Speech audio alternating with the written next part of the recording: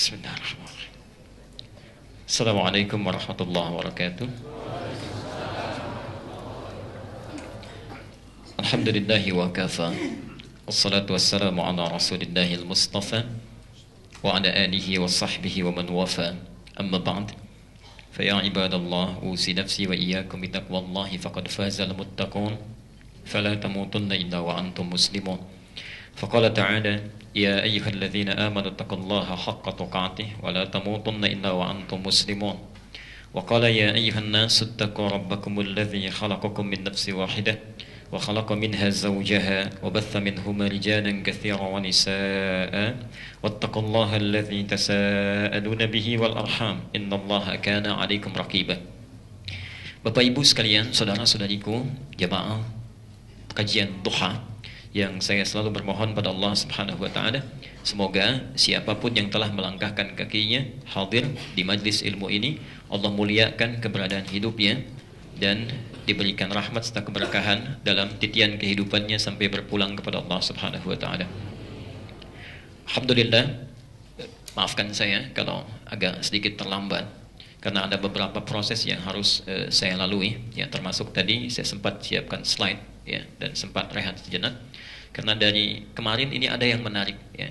Masya Allah, kemarin kami memberikan pelatihan dalam daurah Al-Quran, ya. Tapi yang menarik, pesertanya itu bukan para hufadz, bukan orang-orang yang terbiasa memang di pesantren untuk menghafal Quran atau di sekolah.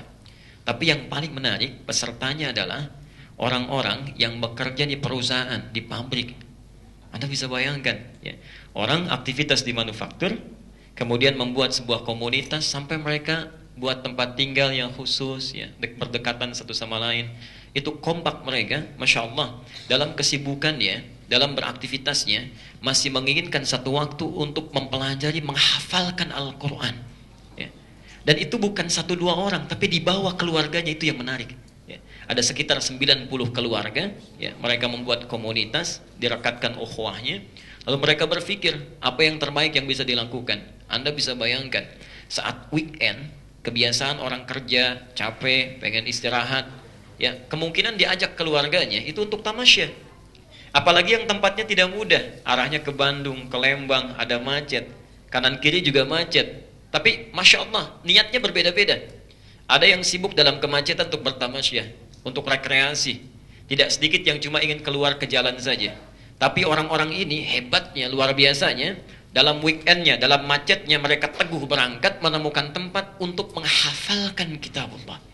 Wah, ada sekitar 230 orang dengan keluarganya, ya. Tidak bisa gambarkan, kepala keluarga 90 orang, ada anak-anaknya. Seorang punya anak 3 kecil-kecil di bawah semua. Lucu-lucu itu, ya, Masya Allah. Dan mereka bermohon, berharap kepada Allah, setidaknya pulang dari situ sudah kuat niatnya untuk bisa menghafalkan Quran, ya. Kami kemarin berikan pelatihan, dan Masya Allah, ini hari kedua, ya, saya menghadapi situasi, ada di antara hamba-hamba Allah yang juga tidak jauh berbeda. Hari libur, hari Ahad, Masya Allah, ya, dan padat aktivitasnya. Ada yang sedang berolahraga sekarang, ada yang sedang bertamasya, bahkan ada yang masih beristirahat. Tapi Anda dipilih oleh Allah, kalau bukan karena pertolongan Allah Subhanahu wa taala, digerakkan Anda bisa hadir ke sini, Anda memilih untuk belajar. Ini pun keutamaan, ya. Karena itu berbahagialah ketika Anda mendapatkan nikmat itu. Nabi SAW menyampaikan, coba pegang teguh, pelihara, karena itu bagian dari tanda kebaikan. Ini sering saya ulang-ulang, ya. Kalau Anda punya kitab Al-Bukhari, itu ada di nomor hadis 71, Kitabul Ilmi, ya, kitab tentang aturan-aturan adab menuntut ilmu. Itu langsung disebut oleh Nabi, ya. Perhatikan kalimatnya, langsung disebut. Saya sering ulangi ini, ya. Man yuridillahu bihi khaira, siapa yang sudah diinginkan oleh Allah berubah menjadi orang baik, memiliki sifat-sifat kebaikan. Dan yang bilang baik itu bukan kita, ya. Kalau manusia yang sampaikan dia baik, orang lain belum tentu sepaham, ya. Anda tinggal di Jakapermai, lalu orang Jakapermai mengatakan Anda baik, tapi belum tentu dengan orang Galaksi, ya. Ini baru Bekasi, belum tentu dengan orang Jakarta. Seseorang di Bekasi dianggap baik, orang Jakarta belum tentu menilainya baik.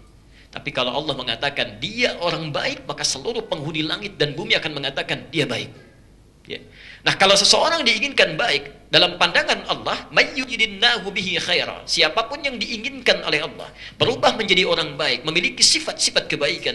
Kata Nabi, Masya Allah, yufaqihu fiddin.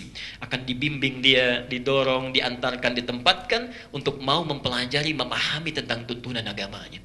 Ini berbahagialah Anda ketika Anda menginvestasikan waktu, tinggalkan tenaga, Anda bisa memilih untuk rekreasi, Anda datang ke rumah Allah untuk belajar. Itu tandanya Anda sudah dipanggil, diberikan nikmat untuk mendekat.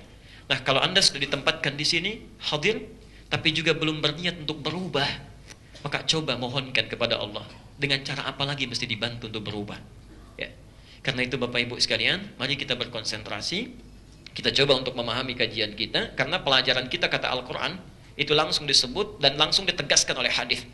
Menuntut ilmu itu bagi orang yang sudah diberikan nikmatnya bukan sekedar datang, duduk, lewat, pulang. Tidak, itu bukan sifatnya. Ya. Bahasa Qur'annya tafaqquh fid din. Quran surah 9 ayat 122. Lihat tafaqquhu fid din. Ya. Bahasa hadisnya yufaqihu fid din. Fikih itu paham. Ingat ya, paham mengerti. Paham mengerti. Jangan sampai Anda jauh-jauh datang ke tempat ini ingin belajar, tapi keluar dari sini tidak paham apa yang dipelajari. Ya. Karena itu nanti apa yang tidak kita pahami, tidak kita mengerti, selesaikan, tuntaskan. Sehingga ketika kita beribadah, kita ibadah dengan pemahaman yang sudah melekat dalam diri kita. Ya. Coba tolong renungkan ya. Ini barangkali terakhir kali saya mengingatkan. Ya. Insya Allah dalam sesi ini, maaf tolong renungkan. Ada isyarat di Quran. Kebanyakan orang sholat saja itu tidak paham, tidak mengerti apa yang dibaca dan dilakukan dalam sholatnya. Coba Anda cek sampai terakhir sholat tadi duha. Sudah puluhan tahun, mungkin belasan tahun, ribuan kali ruku, ribuan kali sujud. Berapa persen bacaan sholat yang sudah kita pahami? Ya. Padahal para ulama ketika membuat pelajaran sholat itu disebut fikih sholat. Zakat, fikih zakat. Puasa, fikih puasa. Haji, umrah, fikih haji. Fikih umrah. Maksudnya kalau Anda belajar tentang salat, pahami sampai paham yang dibacakan, paham yang dilakukan.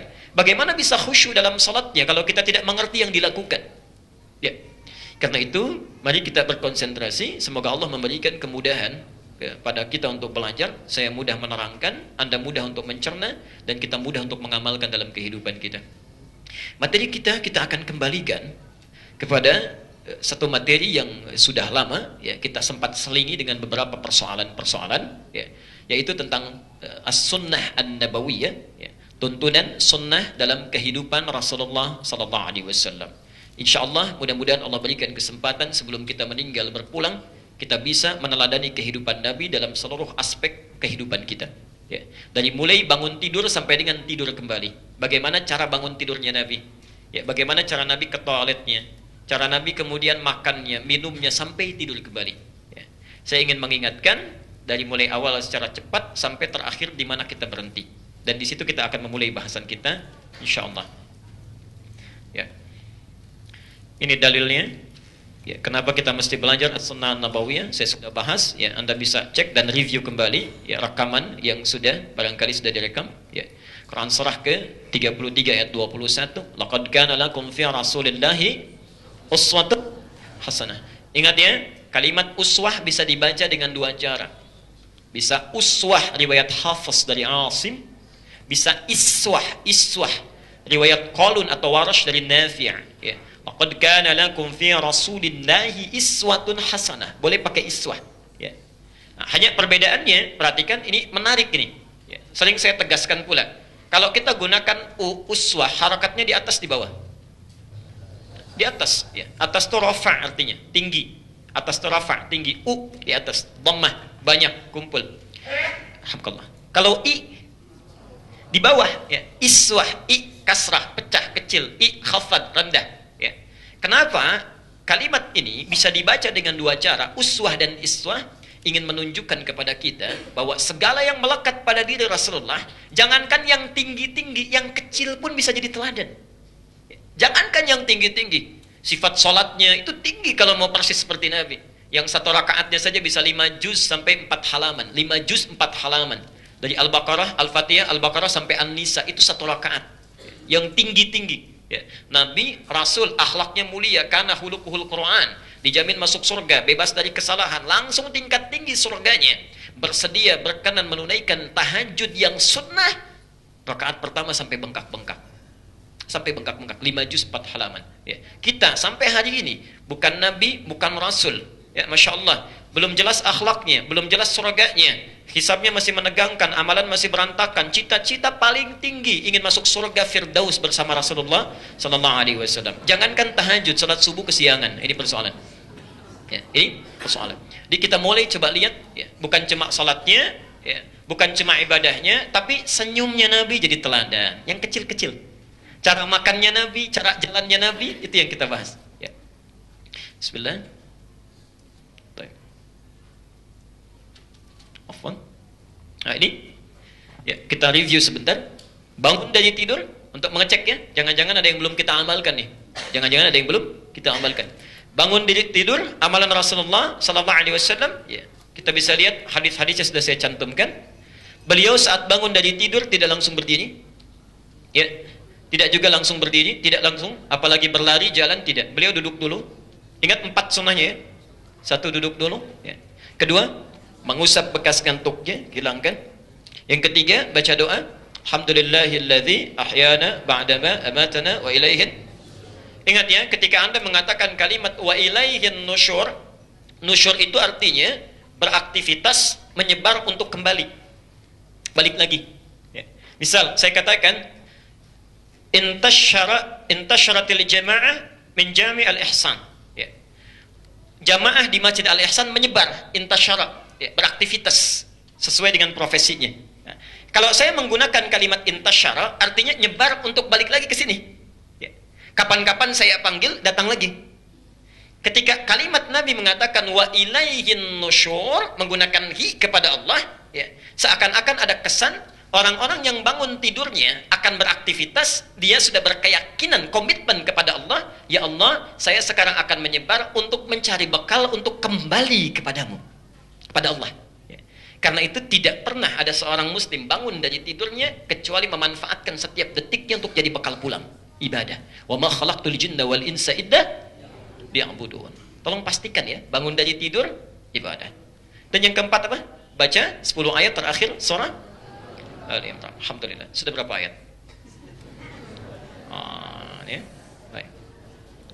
Yuk, amalkan, ya, amalkan. Kemudian mencuci kedua telapak tangan. Ya, bersiwak, berwudu. Kalau ada yang berhubungan seksual maka mandi janabah terlebih dahulu. Ini sudah kita terangkan. Nanti Anda boleh copy, ya. Anda boleh copy kalau terlewatkan. Kemudian menunaikan tahajud. Ingat, ya, yang sudah dapat ilmunya mesti praktek. Ya, saya tidak menginginkan Anda belajar, Anda tunda prakteknya, tidak. Dapat informasi hari ini, cepat kita praktekkan saat itu juga. Begitu datang waktunya. Ya. Jadi kalau Anda sudah belajar as-sunnah an-nabawiyah, bangun, bangkit, tahajud. Ya. Kalau salat subuhnya, adzan subuhnya 4:09 hari ini. Berarti bangunnya jam berapa?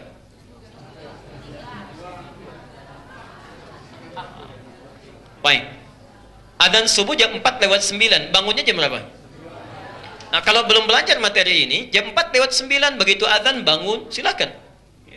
4:05 silakan. Tapi kalau Anda sudah belajar materi ini, artinya mesti ada ruang untuk sholat tahajud. Ada ruang. 4:09 panggilan subuh, Anda bangun minimal jam 3, ya. Setengah 3 sudah siap-siap maka tunaikan tahajud. Ya, Masya Allah. Ya. Nanti saya ceritakan di akhir keutamaan-keutamaan yang kita bahas. Ya. Ini kisah nyata yang dialami jamaah kita. Nanti di akhir insya Allah saya sampaikan. Ya. Ini kita sudah bahas. Ya. Keutamaan tahajud sudah kita bahas. Anda bisa cek di rekamannya. Ya. Sifat tahajud Nabi sudah kita bahas. Ya. Anda biasa bangun tahajud, tapi kita berikan ilmunya. Bagaimana supaya tahajud kita minimal mirip-mirip Nabi. Ya. Mirip tahajudnya Rasulullah Sallallahu Alaihi Wasallam. Ini sudah kita terangkan. Anda bisa review lagi. Baik. Kemudian sunnah pasca tahajud. Hati-hati. Selesai tahajud, nggak langsung tidur lagi. Ya. Kita lihat. Ada yang istighfar, ya. Ada yang memperbanyak doa, ya. Ada yang membaca Al-Quran. Ya.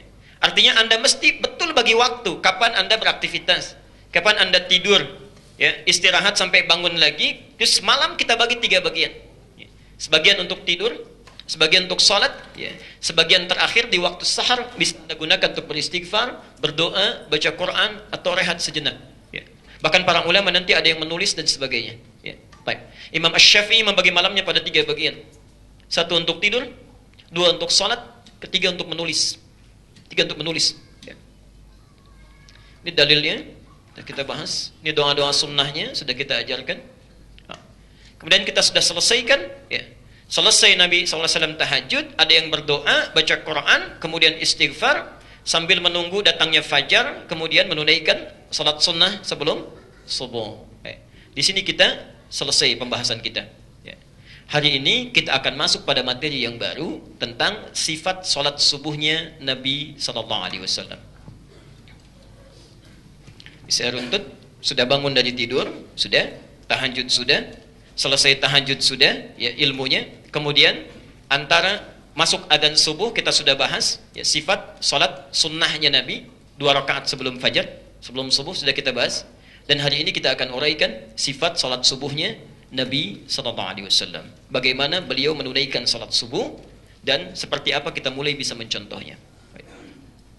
Bapak Ibu sekalian, bahasan kita insya Allah ada 5 pokok bahasan. Ya. Yang pertama, sebelum kita bahas, kita kaji dulu keutamaan salat subuh. Ya, keutamaan salat subuh. Lalu kita bahas hakikatnya. Hakikat salat subuh itu apa? Dan bahaya meninggalkan salat subuh. Kalau Anda sengaja meninggalkan salat subuh atau anak sengaja menyepelekan salat subuh, itu dampaknya apa dalam kehidupan? Ya.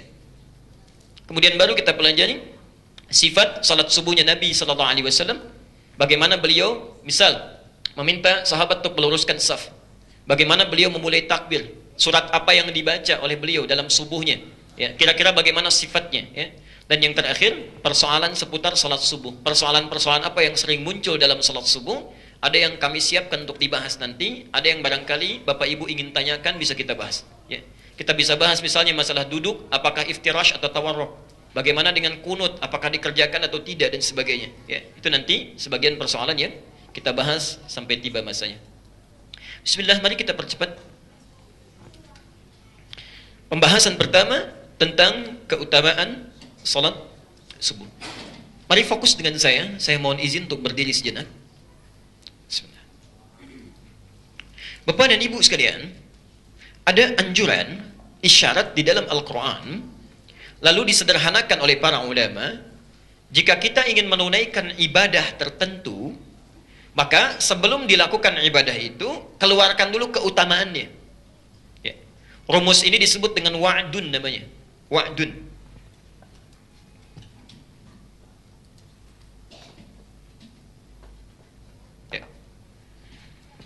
Wa'dun itu keutamaan atau janji positif dari satu ibadah yang kita kerjakan untuk melahirkan motivasi, ya, supaya muncul motivasinya kuat kita. Ya.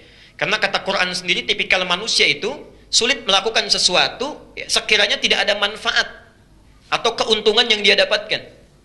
Contoh paling gampang, antum mungkin nggak datang ke ta'lim ini kalau nggak ada manfaatnya. Tidak, tapi karena Anda sadari ada sesuatu yang penting, ada yang bermanfaat, Anda rela datang. Kalau tidak ada manfaatnya, untuk apa hadir di sini? Lebih baik kita pergi berolahraga, ya, ajak keluarga, tamasya, selesai. Tapi karena Anda menduga ada manfaat, kita kerjakan. Dalam ibadah pun ada rumus namanya wa'dun, sebelum dikerjakan itu keluarkan keutamaannya. Ya. Sama, Anda mau ta'lim, tulis dulu tuh. Ya, di buku catatan ta'lim kita, keutamaan menuntut ilmu 1, 2, 3, 4, tuliskan. Masya Allah. Ya. Kalau kita malas berangkat, lihat keutamaan itu, kita bisa berangkat. Meningkat motivasinya. Anda belum tahajud, keluarkan keutamaan tahajud. Catat, ya. Tempelkan di tembok samping kamar kita. Saat kita mau tidur, lihat catatan itu. Walaupun capek, lelah kita, itu bisa bangun. Bisa bangun. Ya. Ini keutamaan atau janji positif dari ibadah yang akan kita tunaikan. Ya. Sebaliknya, pelan-pelan. Kalau Anda terfikir mengerjakan maksiat, terfikir, bukan mengerjakan, terfikir untuk berbuat maksiat, misal kefikiran untuk bohong, kefikiran untuk gosip, ya, kefikiran untuk berbuat maksiat, maka bayangkan ancaman yang muncul di balik maksiat itu. Namanya wa'id. Wa'idun.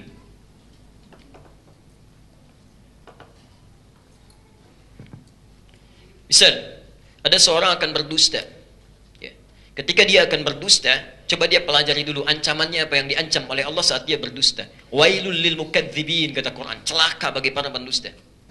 Jadi kalau Anda mencoba untuk berdusta, pasti celaka itu. Pasti celaka. Ada terfikir perempuan misalnya mau gosip. Ya, seseorang mau gosip. Saat akan gosip, keluarkan dulu ancamannya. Apa resikonya? Namanya wa'id. Ya, hati-hati Bu ya. Hati-hati saya katakan. Gosip itu sangat luar biasa. Ibu sebutkan saja orangnya, belum disebutkan keburukannya, itu sudah memindahkan transfer pahala. Sudah memindahkan pahala yang ibu dapatkan kepada orang yang disebutkan. Ibu ta'lim, keluar dari sini, lalu dibicarakan teman yang tidak ikut ta'lim, niatnya jelek. Begitu disebut namanya si fulanah misal, itu pindah pahala ta'limnya pada si B. Otomatis. Ya. Hadisnya riwayat Muslim, nomor hadis 6525. Ya. Pindah langsung. Kalau kemudian disebutkan keburukannya, dirinci, wah memang dia begini, wah memang dia begitu, terus disebutkan, Masya Allah, itu setiap kalimat yang dibacakan, diungkapkan, itu akan dibentuk oleh Allah dalam wujud orang yang bersangkutan, dicipta dalam keadaan bangkai. Kalau tidak tobat, di akhirat nanti diminta dimakan itu. Diminta dimakan. Ya, makanya hati-hati. Ya. Jadi kalau orang tahu resikonya, nggak akan sedikit pun bergosip. Dan tidak akan repot, ya maaf, memfasilitasi di rumahnya dengan acara-acara yang melahirkan itu. Ini kan pagi-pagi kita sudah disuguhi masalah itu. Ya. Dan mohon maaf sebesar-besarnya, sulitnya kita diminta memikirkannya. Anda bayangkan, pagi-pagi dikasih masalah, persoalan, terus kita diminta memikirkan itu. Di bawah, ya, sementara anak, ada keluarga, ada pekerjaan, kita belum kita pikirkan, kita diminta memikirkan masalah orang. Dan kita mau melakukannya, kan aneh namanya. Bertakwalah kepada Allah, banyak persoalan yang saat ini mesti kita tinggalkan tuh. Ya. Nah, kaitan dengan salat subuh, untuk melahirkan motivasi supaya kita semangat menunaikannya, maka kita keluarkan dulu dari ayat-ayat Al-Quran, dari hadis Nabi SAW, apa keutamaan salat subuh ini yang kalau kita kerjakan, Allah berikan jaminan untuk mendapatinya. Ya. Mari kita mulai. Bismillahirrahmanirrahim.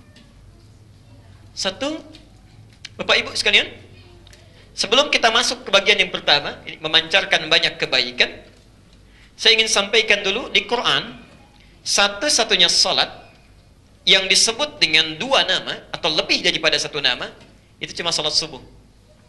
Ya, cuma salat subuh. Yang lainnya tidak, bahkan isyarat saja.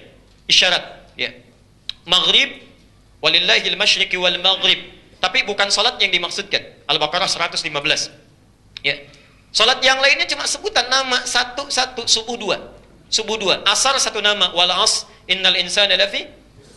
Zuhur tidak nampak, ya, hanya isyarat, ya alhamdulillah. Aqimis salata liduluki syamsi, zuhur sampai asar. Ila ghasaqil lail, maghrib sampai isya. Tapi subuh langsung disebutkan dengan dua nama. Ya. Quran surah 17 ayat 78, nama pertama. Quran surah 17 ayat 78. Aqimis salata liduluki syamsi ila ghasaqil laili wa qur'anal fajri. Satu disebut dengan fajar. Pelan-pelan.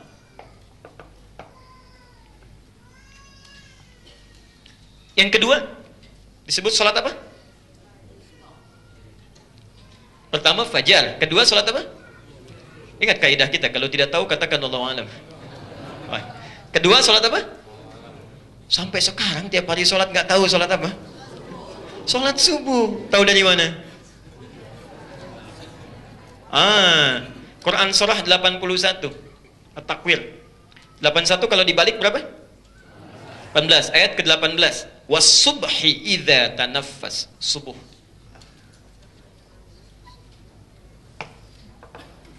Di satu fajar, kedua subuh. Pelan-pelan. Saya bahas dulu dari bagian yang pertama. Yuk kita terangkan dulu makna secara bahasanya, baru kita ke keutamaannya, kita rinci. Bapak Ibu sekalian, di Quran itu ada fajar, ada fujur, itu lain. Saya ulang ya. Di Quran ada fajar, ada fujur, itu lain. Kalau disebutkan fajar, Itu artinya pancaran-pancaran yang membawa kebaikan. Pancaran kebaikan. Ya. Kalau sifatnya materi, fisik, yang memancar fisik misalnya ya. Mata air memancar. Ya. Kalau sudah memancar kan bawa kebaikan ya. Minyak misalnya dibor itu, drilling, begitu dibor memancar minyaknya, membawa kebaikan. Ya. Itu istilahnya infajar. Infajar. Al-Baqarah ayat ke-60. Alhamdulillah. Wa idzistasqa Musa liqaumihi faqulna drib bi'asakal hajar fanfajarat minhu 12 aina.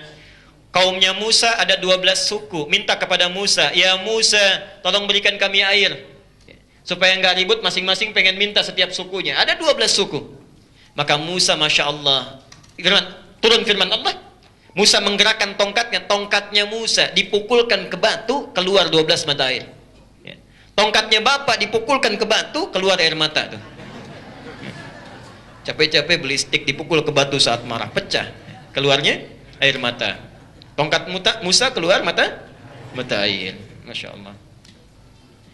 Bahasa Qurannya, sesuatu yang memancar secara fisik, bendanya kelihatan, itu infajar namanya. Infajar. Fanfajarat min husnata asyrata aina. Dipukulkan ke batu, 12 mata air langsung keluar. Nampak oleh mata, bisa dipegang oleh tangan, terasakan nikmatnya. Langsung. Secara indrawi, itu infajar.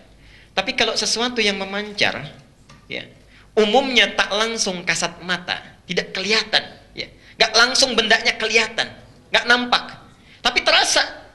Itu disebut fajar namanya. Innya hilang. Fajar.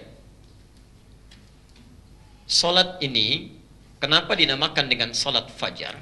Seakan-akan ada isyarat bahwa dalam salat ini, di waktu itu ada banyak kebaikan-kebaikan dipancarkan, tapi nggak kelihatan mata. Ya. Maaf, kalau yang kelihatan dengan yang tidak kelihatan, mahal mana? Yang nggak kelihatan. Yang nggak kelihatan, ya. Makanya kan kalau sesuatu yang tampak, terbuka, bisa dipegang-pegang, display, dilihat, itu kadang-kadang cuma dilihat aja. Begitu mau beli, yang dicek yang di gudang di belakang, ya kan? Yang nggak nampak. Ya. Makanya mohon maaf ya, saya sarankan kepada saudari-saudari saya, muslimah dimanapun berada, hati-hati. Allah ketika menurunkan syariat hijab, itu supaya membuat setiap perempuan muslim itu mahal. Ya, mahal. Tidak menjadi seorang yang murah, berharga, dilindungi, kuat, Masya Allah. Coba cek itu di dealer-dealer, mohon maafkan saya, untuk contoh saja. Kan kalau yang nggak pakai hijab disimpannya di luar. Jagain display, senyum, buat senyum aja gitu ya. Giliran yang beli, yang dibawa yang mana? Yang pakai kerudung itu di belakang, di administrasi, disimpan, giliran terima uang, gitu. Ya, terjaga, mahal. Barangnya pun sama, yang nampak itu yang dipegang-pegang, yang dibeli yang di belakang. Yang belum nampak, jadi mahal. Ya. Karena itu bertakwalah kepada Allah. Ketika Allah ingin memberikan banyak kebaikan, itu Masya Allah, fajar, ditebarkan. Ya. Makanya itu langsung dipanggil dalam tidur. Salat lain nggak ada. Bapak lagi tidur siang, kemudian ada adzan subuh. Apakah dipanggil misalnya setelah hayya 'alal falah, as-salatu khairum minan naum? Kan enggak ya? Enggak. Tapi salat subuh sedang tidur pun dipanggil. Masya Allah, dipanggil itu. Setelah hayya 'alal falah apa? As-salatu khairum. Cepat sini, dipanggil. Saking banyaknya kebaikan supaya kita nggak kelewatkan. Bertakwalah kepada Allah. Hari-hari ini itu Allah lebih sayang pada kita. Sangat sayang. Anda bayangkan, sifat sesuatu yang baik itu pengen cepat, pengen lambat didapatkannya. Ya. Harus cepat. Masya Allah. Sekarang ada diskon 90% di MM misalnya. Batasnya cuma sampai jam 10. Misal, jam 10. Datang jam berapa? Cepat kita dapatkan, supaya cepat kebagian, gitu kan? Sekarang perhatikan, saking sayangnya Allah kepada kita, sekarang Allah bergegas cepat memanggil kita. Biasanya dipanggil 4:30. Biasanya naik lagi 4:25. Sekarang saking sayangnya, jam 4:09 sudah dipanggil. 4:09. Saking sayangnya supaya kita cepat dapatnya. Ini banyak kebaikan supaya cepat kita ambil. Manusianya dikasih cepat, diundur-undur. Bahkan ada yang dipanggil 4:09, baru bangun jam 9:04.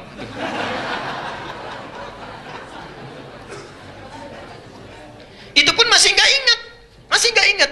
Ini saking sayangnya Allah. Jadi kalau kebaikan tuh jangan ditunda-tunda. Oh, sayang Anda ketinggalan, nggak dapat itu, nggak dapat. Ya. Kayak hati-hati ya, diseimbangkan aktivitas kita. Kan aneh ya, manusia itu manusia paling aneh menurut saya, makhluk paling aneh. Ya. Coba, hidup pengen mudah, pengen susah. Ingin mudah, rizki ingin gampang, ingin sulit.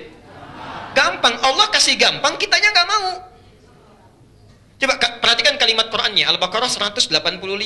Yuridullahu bikumul yusra, wala yuridu bikumul.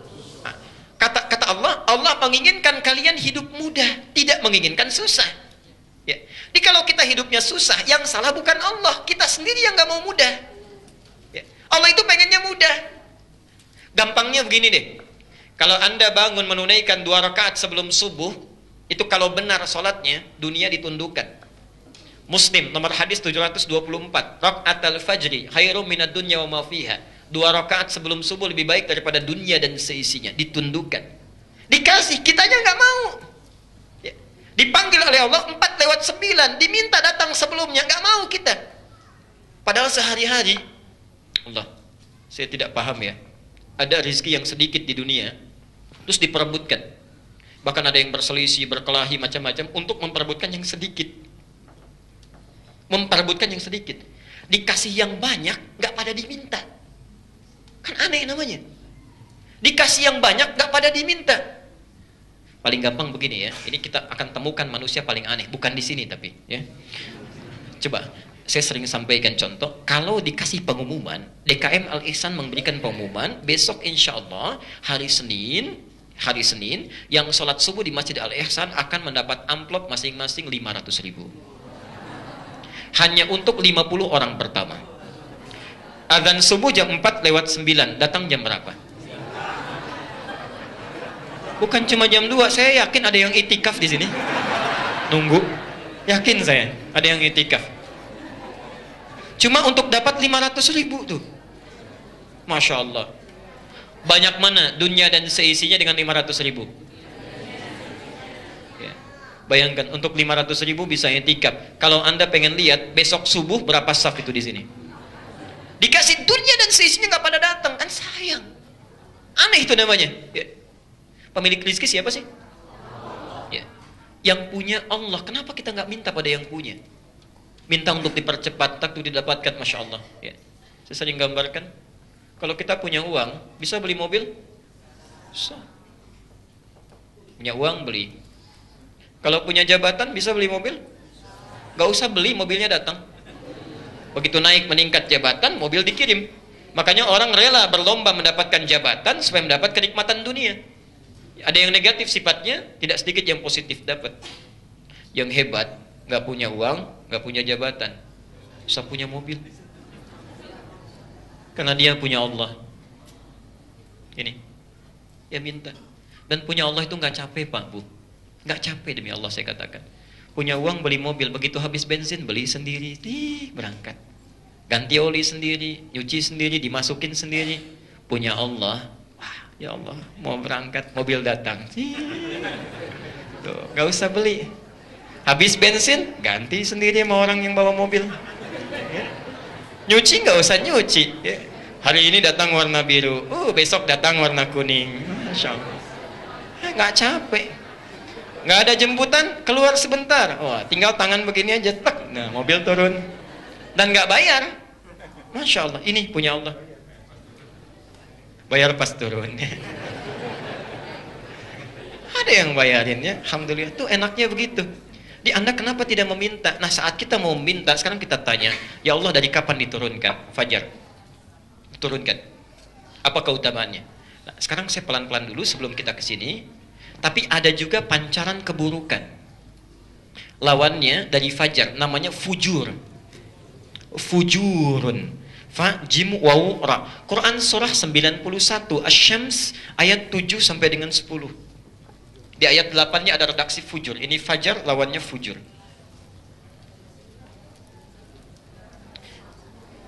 Perhatikan sini sebentar, ya. Sesuatu yang putih bersih dituliskan dengan tinta yang sangat pekat, itu agak sulit menghapusnya. Saya ulang, sesuatu yang putih bersih ditulis dengan tinta hitam yang pekat, agak susah menghapusnya. Dihapuskan sekali kadang nggak cukup, masih ada bayangannya tuh. Ya. Sama dengan orang yang tidak pernah berbuat maksiat, bersih hatinya, mencoba berbuat maksiat itu tidak mudah menghapusnya. Karena itu jangan sekali-kali kita mencoba untuk melakukan sesuatu yang dilarang. Itu tidak mudah menghilangkannya. Minimal ada penasaran, tambah lagi ada bayangan, dan hidupnya akan sulit. Ya. Karena itu bertakwalah kepada Allah. Ya. Setidaknya kita belajar dari papan tulis dan penghapus. Bismillah. Kalau dosa kita yang menghapus siapa? Kalau papan tulis kotor kan yang ngapus Ustaz. Kalau dosa kita? Di situ saja Mas saya pegang ya. Lihat fujur. Fujur. Wa nafsi wa ma sawaha. Dalam diri manusia jiwanya disempurnakan. Jiwa itu sumber perasaan, ada baik, ada buruk. Fa alhamaha. Lihat, fujur bukan fajar. Kalau Qur'annya bilang fajar, salah Qur'annya. Fi fujur. Fujuraha wa taqwaha. Dalam jiwa kita ada potensi-potensi cenderung pada baik disebut takwa. Itu yang mendorong kita pada kebaikan. Terulang sebanyak 115 kali dalam Al-Quran. Ya, jadi di diri kita itu ada pancaran kebaikan.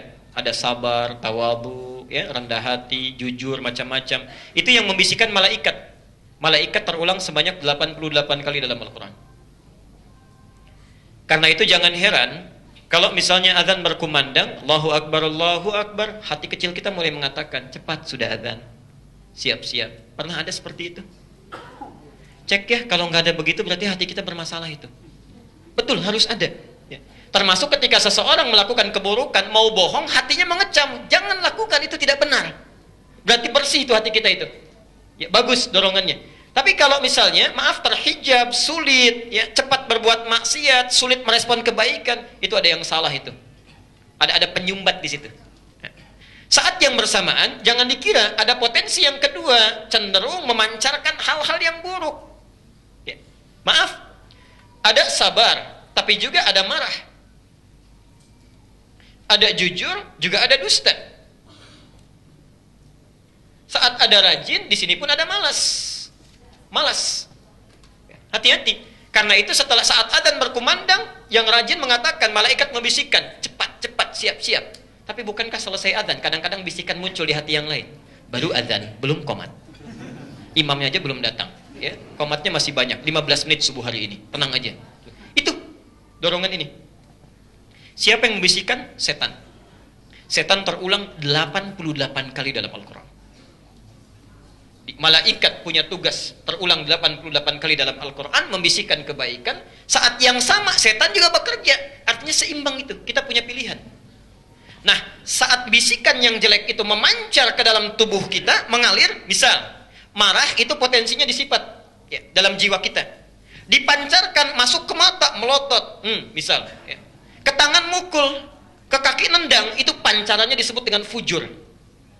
Yang dorong setan dari rongga dada. Dia masuk cepat, marah. Kita bisa memilih saat adzan berkumandang mau bangun, mau tidak. Pilihan. Tapi saat kita memilih untuk tidur, ketahuilah itu sifat malas sedang dipancarkan, fujuraha dipancarkan ke organ tubuh kita. Ya. Pancarannya disebut dengan fujur. Jelas sampai sini?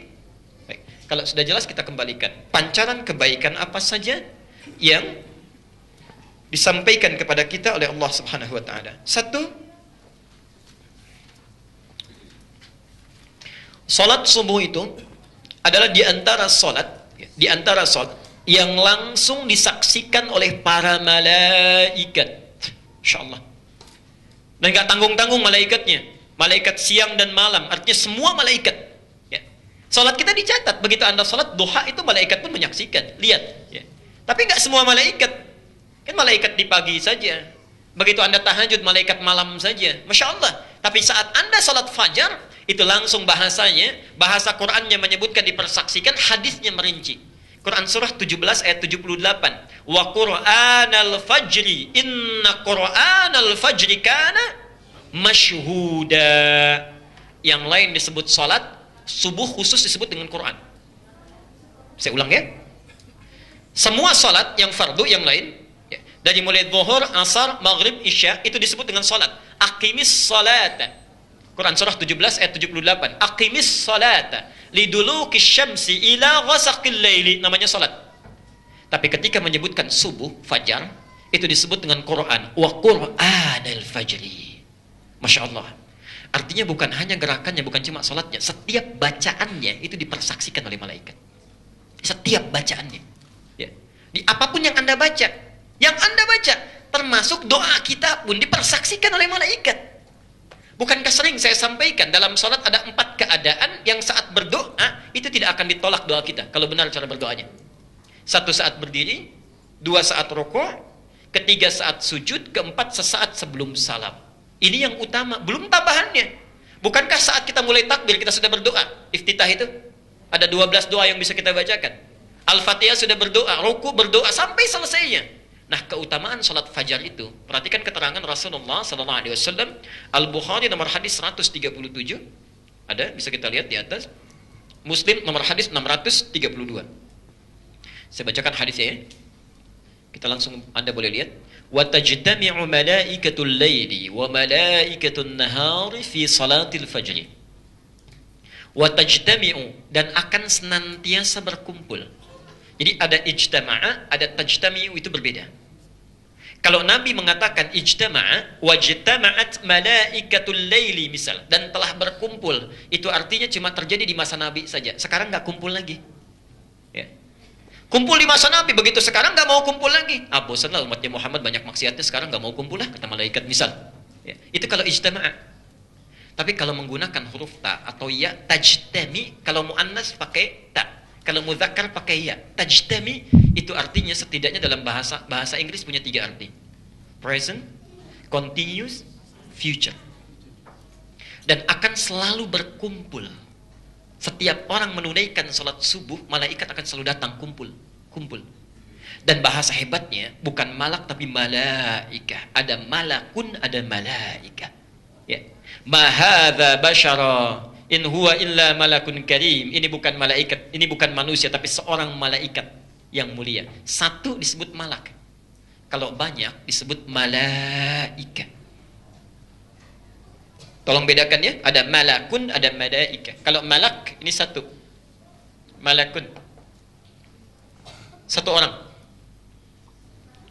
Qul yatawaffakum malakul mautil ladzi wukkila bikum. Ya. Katakan Muhammad, ada 1 malaikat yang mengintai, itu tugasnya mencabut nyawa. Mengintai, diintai kita itu, hati-hati. Dijemput untuk pulang. Dijemput, awas ya, kita sedang menunggu jemputan, hati-hati. Pastikan saat dijemput dalam keadaan baik dan punya bekal. Informasi terkini, saya baca jurnal, ya.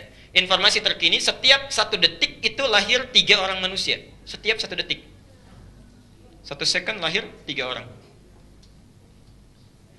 Berbanding dengan meninggal 1 orang. Jadi 3 orang lahir, 1 orang meninggal.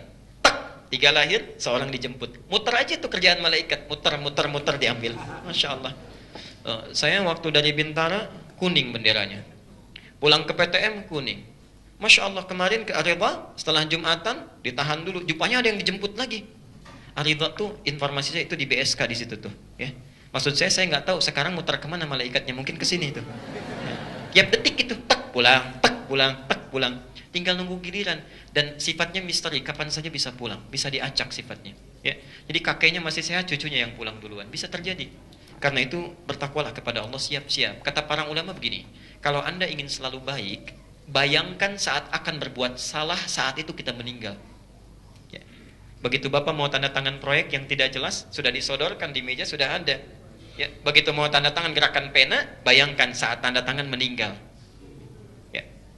Begitu mau terima uang tidak jelas, walaupun cuma 10.000, ya, Masya Allah, sudah 10 tahun ke masjid sholat berjamaah, ikut ta'lim, dicatat oleh malaikat, dalam cuma 1 detik menerima, meninggal. Dicatat oleh malaikat, diumumkan pada seluruh penduduk langit dan bumi. Si fulan sholat 10 tahun, ikut ta'lim 10 tahun, meninggal 1 detik sedang menerima suap. Meninggal dalam keadaan menerima suap, itu luar biasa. Ya.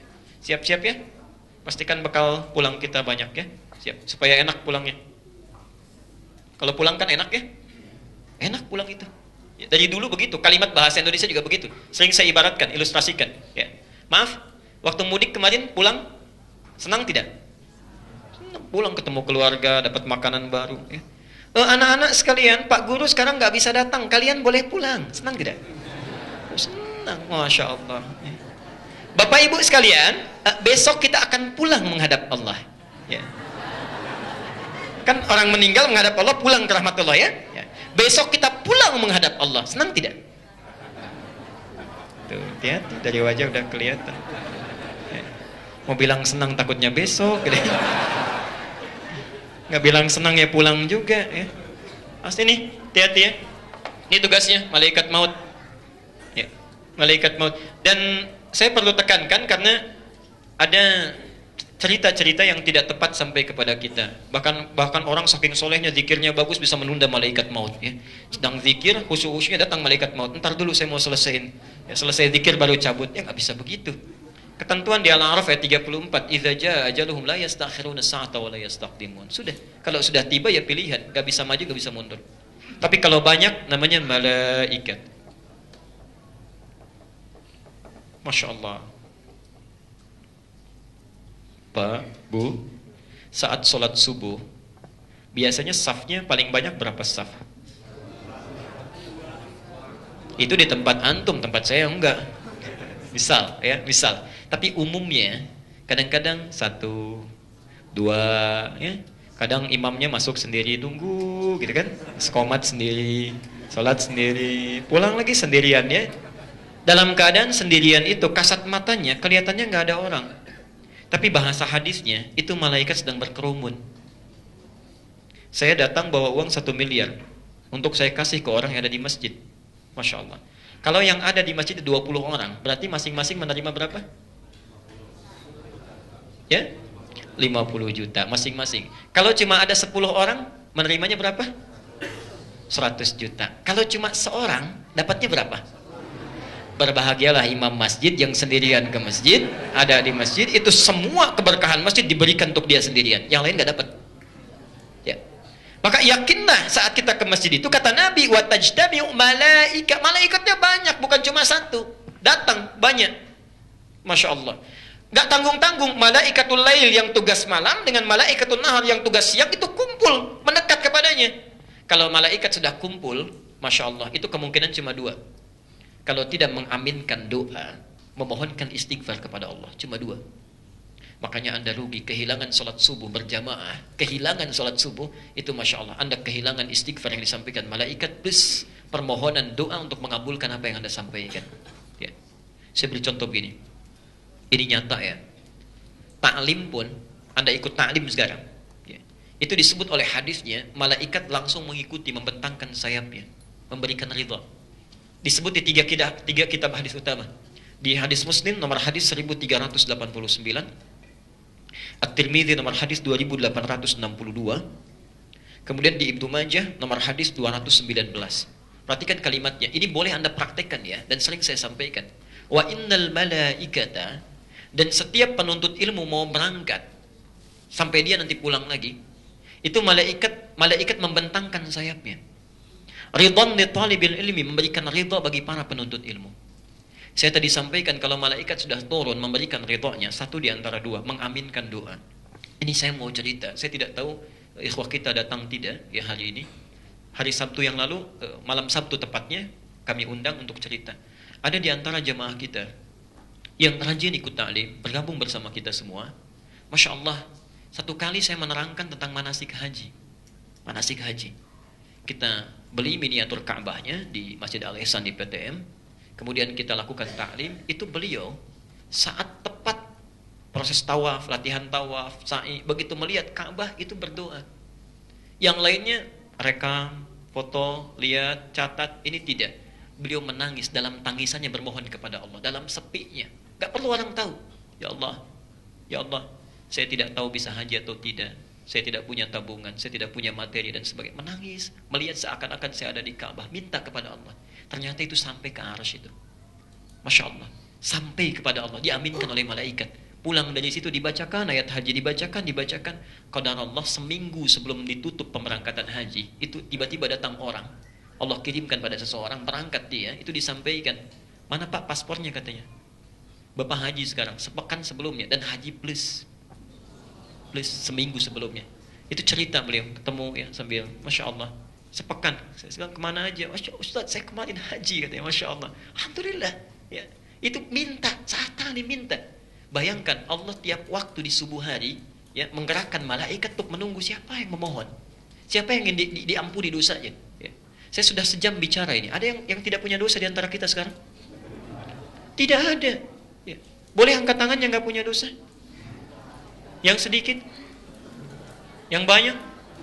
Tuh Anda saking banyaknya nggak mau ngangkat. Ya.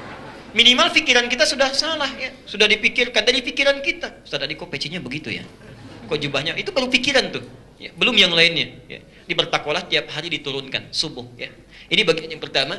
Kedua, saya percepat. Kedua, salat subuh itu, salat subuh dijamin oleh Nabi SAW melalui hadis yang disampaikan oleh Imam Muslim, nomor hadis 656. Ya. Itu Masya Allah bernilai pahala semisal salat semalam penuh, semalam suntuk. Ya. Kita bacakan hadisnya. Man shallal isya fi jama'atin, ya, siapa yang menunaikan salat isya secara berjamaah, faka'annama qama nisfal laili, ya, maka seakan-akan dia mendapatkan pahala seperti salat setengah malam.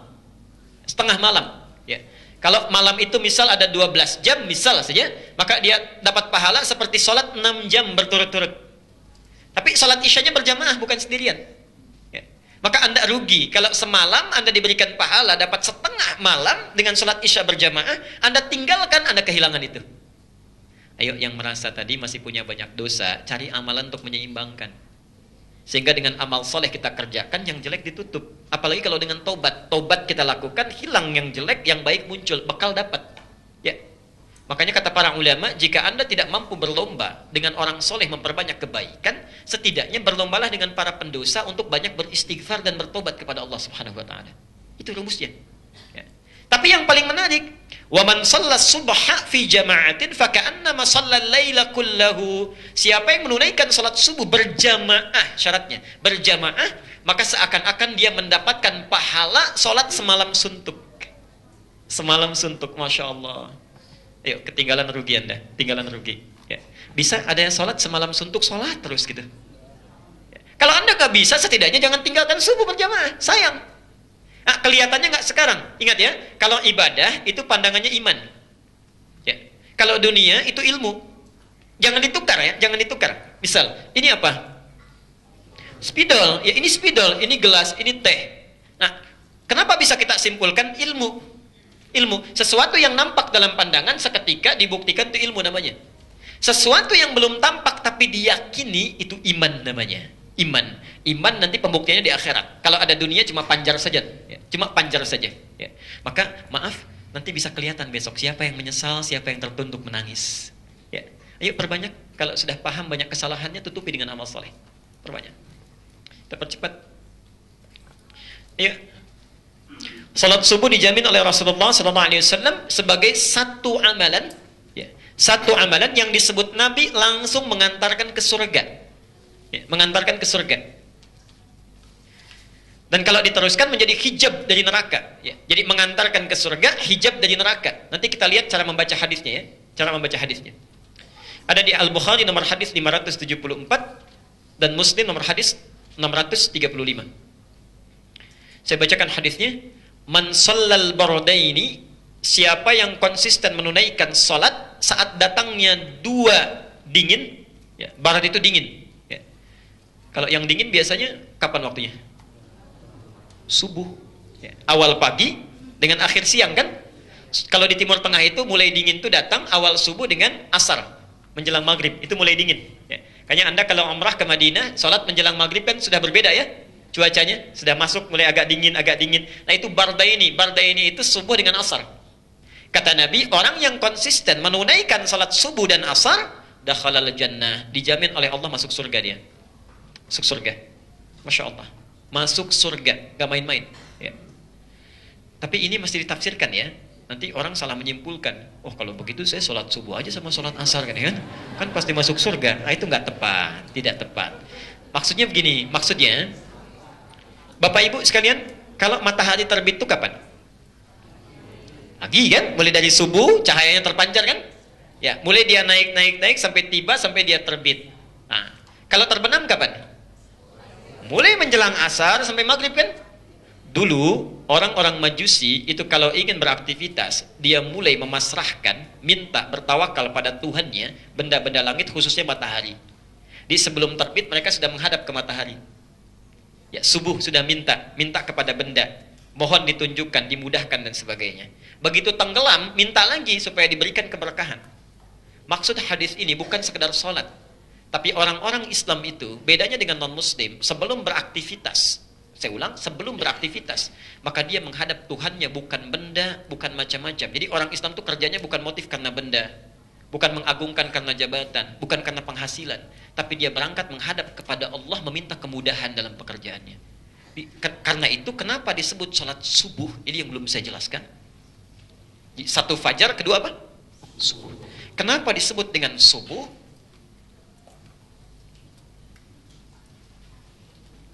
Subuh itu dalam bahasa Arab memiliki dua arti. Memiliki dua arti, as-subhu.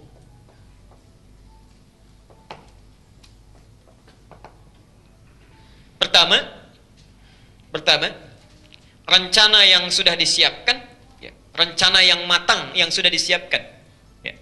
Karena itu kalau sudah punya rencana disebut dengan asbah. Kaifa asbahta? Bagaimana keadaanmu pagi ini? Punya rencana apa? Ya, gambaran apa? Ya. Salatnya disebut dengan salat subuh, seakan-akan memberikan pesan kepada kita. Maaf, bedanya muslim dengan non-muslim itu, saat dia bangun dari tidurnya, menghadap Allah, bertawakal, minta petunjuk, dia pun sudah siap dengan rencana-rencana aktivitas yang akan dijalani di hari itu. Ya. Di setiap muslim itu, maafkan, setiap muslim kalau sudah bangun dari tidurnya, salat subuh, bukan sekedar salat. Ya. Seakan-akan sudah siap rencana, sudah punya planning.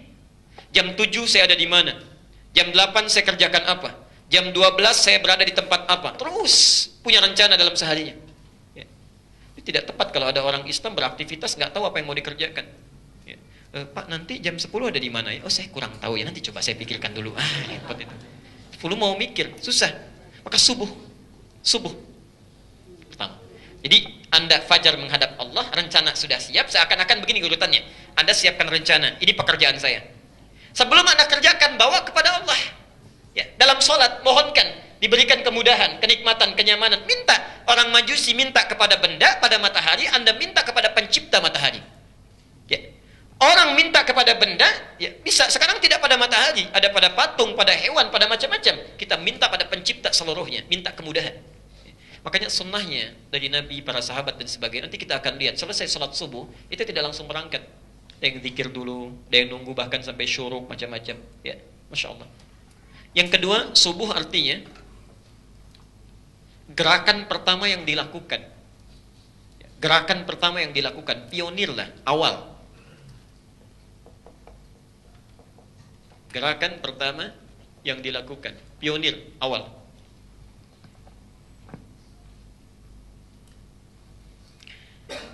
As-subhu. Quran surah ke-81 ayat 18. Was-subhi idza tanaffas. Dan demi waktu subuh ketika matahari mulai bernafas. Nafas itu maksudnya redup, ini bahasa kiasan, ya. Redup mulai tarik. Di matahari seakan-akan istirahat malam, lalu mulai menarik, bernafas, mengeluarkan sinarnya, subuh, ya. Ada pesan di sini, maaf, ada pesan. Orang-orang Islam tuh bedanya dengan non-muslim. Begitu bangun dari tidurnya, rencana siap, dan jadilah orang yang pionir mengerjakan kebaikan pertama kali.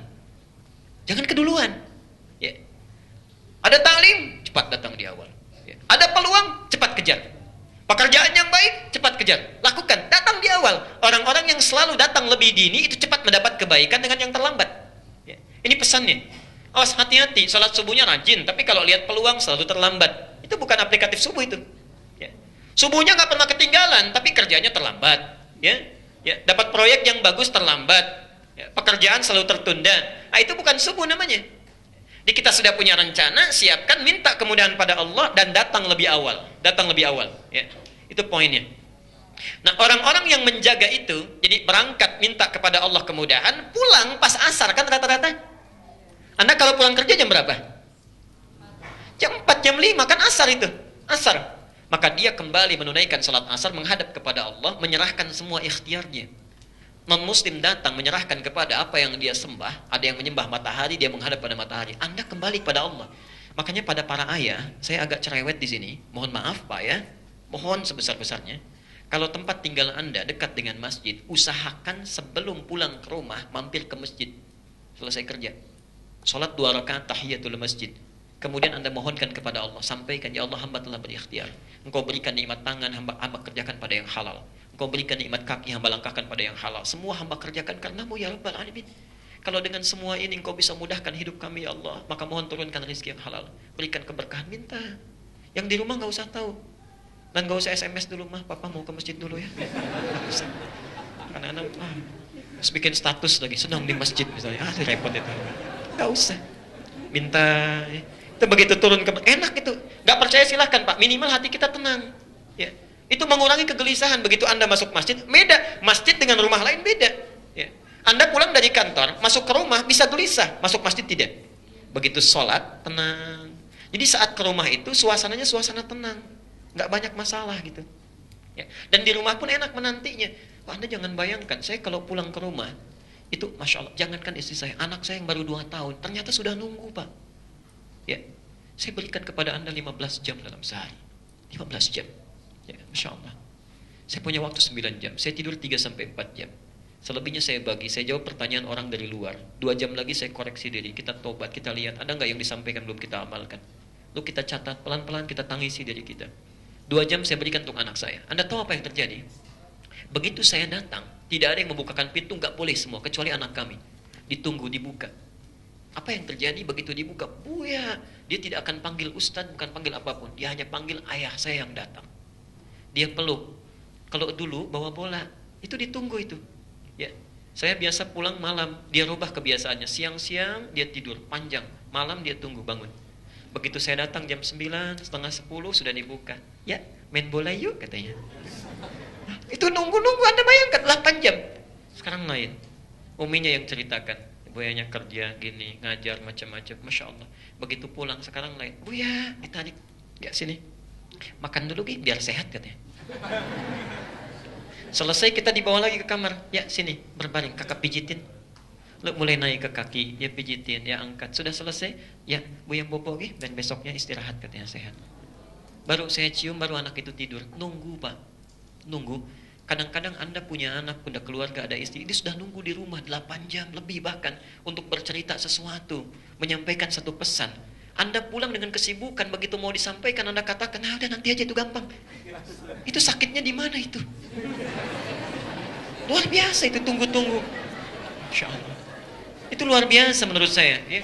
Kadang-kadang kita menganggap ringan, padahal itu kunci kebahagiaan. Saat Anda, istri Anda, anak Anda menangis di rumah, minta kemudahan, barangkali itu yang memudahkan proyek Anda. Ya, Masya Allah, itu pulang ke rumah, Nabi aja, Nabi yang paling soleh, manusia paling takwa, pernah disebutkan di dalam Al-Bukhari, itu begitu pulang Aisyah nunggu cerita, kurang lebih sampai 2 jam, didengerin aja oleh Nabi begini. Sampai selesai. Kita bukan Nabi, bukan Rasul. Begitu pulang sampai ke rumah, mau cerita, baru 1 menit aja udah dipotong. Gak usah lah, nanti aja gampang, Papa lagi sibuk, sibuk. Anda itu jadi pekerja di luar rumah, sampai rumah jadi ayah. Sudah selesai jadi suami, selesai. Ya di luar Anda pekerja kantoran, jadi kantor selesai. Begitu ke rumah, sudah jadi orang rumah. Ya keluar dari rumah, sampai kantor jadi orang kantor. Jadi jangan ditukar. Nah, Nabi mengajarkan, sahabat mempraktekkan, sebelum pulang ke rumah mampir ke masjid, tenangkan diri kita. Itu begitu pulang ke rumah enak gitu ya. Senyumnya nyaman. Ibu juga bantu, Bu. Ya, hilangkan kegelisahannya. Oh jangan baru datang sudah beban dikeluarkan. Pak tadi anak kita begini, baru datang. Kita tunggu dulu. Ya. Makanya istri Nabi itu kenapa diizinkan oleh Allah menikah dengan lebih daripada 4 istri? Saya sering katakan, itu Masya Allah, semua istri Rasulullah itu mewakili karakter seluruh perempuan yang ada di muka bumi. Mewakili. Ya. Ibu bisa temukan kira-kira mirip siapa, ibu itu bisa lihat. Ya. Ada yang seperti Khadijah, Aisyah, ya, Ummi Kulthum, Zainab, macam-macam. Dari yang paling cemburuan sampai yang paling perhitungan ada Pak. Ya. Sebelum menikah dengan Nabi, tapi setelah menikah itu semuanya berubah. Cemburunya pada ibadah. Kalau si fulana bisa tahajud, saya belum, itu cemburu. Perhitungannya pada ibadah. Tadinya uang belanja. Setelah dididik oleh Nabi, bagaimana satu kurma bisa jadi ibadah. Satu kurma bisa jadi ibadah. Bayangkan. Belajar dari situ, Bu. Kalau bisa seperti Khadijah. Al-Bukhari nomor hadis yang keempat, Masya Allah. Nabi sedang capek-capeknya turun dari Gua Hira, wahyu belum turun. Di jalan ada yang manggil Muhammad, Muhammad. Siang bolong. Dari kanan kiri nggak ada orang, depan belakang kosong. Ke atas ada makhluk seperti sedang duduk, pakai jubah putih, rambutnya gondrong. Gak usah jauh-jauh lah ya. Pak Abdul Basit ini pulang dari sini siang-siang sendirian. Jam 2 ada yang manggil Pak Basit, Pak Basit. Depan gak ada orang, belakang kosong, kanan kiri kosong. Lihat ke atas, baju putih, rambut gondrong seperti duduk. Gimana responnya? Itu yang mematikan juga bisa lari itu. Ya. Makanya bahasa nabinya faro'ibtu minhu, saya takut luar biasa. Ro'iba itu artinya bulu kuduknya naik. Takut, tapi Masya Allah. Begitu sampai ke rumah, dibuka pintu oleh Khadijah, dibuka pintu, melihat wajah Khadijah, setengah kegelisahan Nabi hilang. Setengahnya. Dituntun tangannya, dibawa ke kamar. Kata Nabi, zammiluni, zammiluni, selimuti saya, selimuti saya. Dengan tenang diselimuti, istrinya langsung mengatakan, perhatikan kalimatnya. Duhai suamiku sayang, kamu itu orang baik. Tidak punya musuh. Selalu menyandung silaturahim. Yakinkan pada dirimu, saya itu selalu bersamamu dalam suka dan duka. Masya Allah.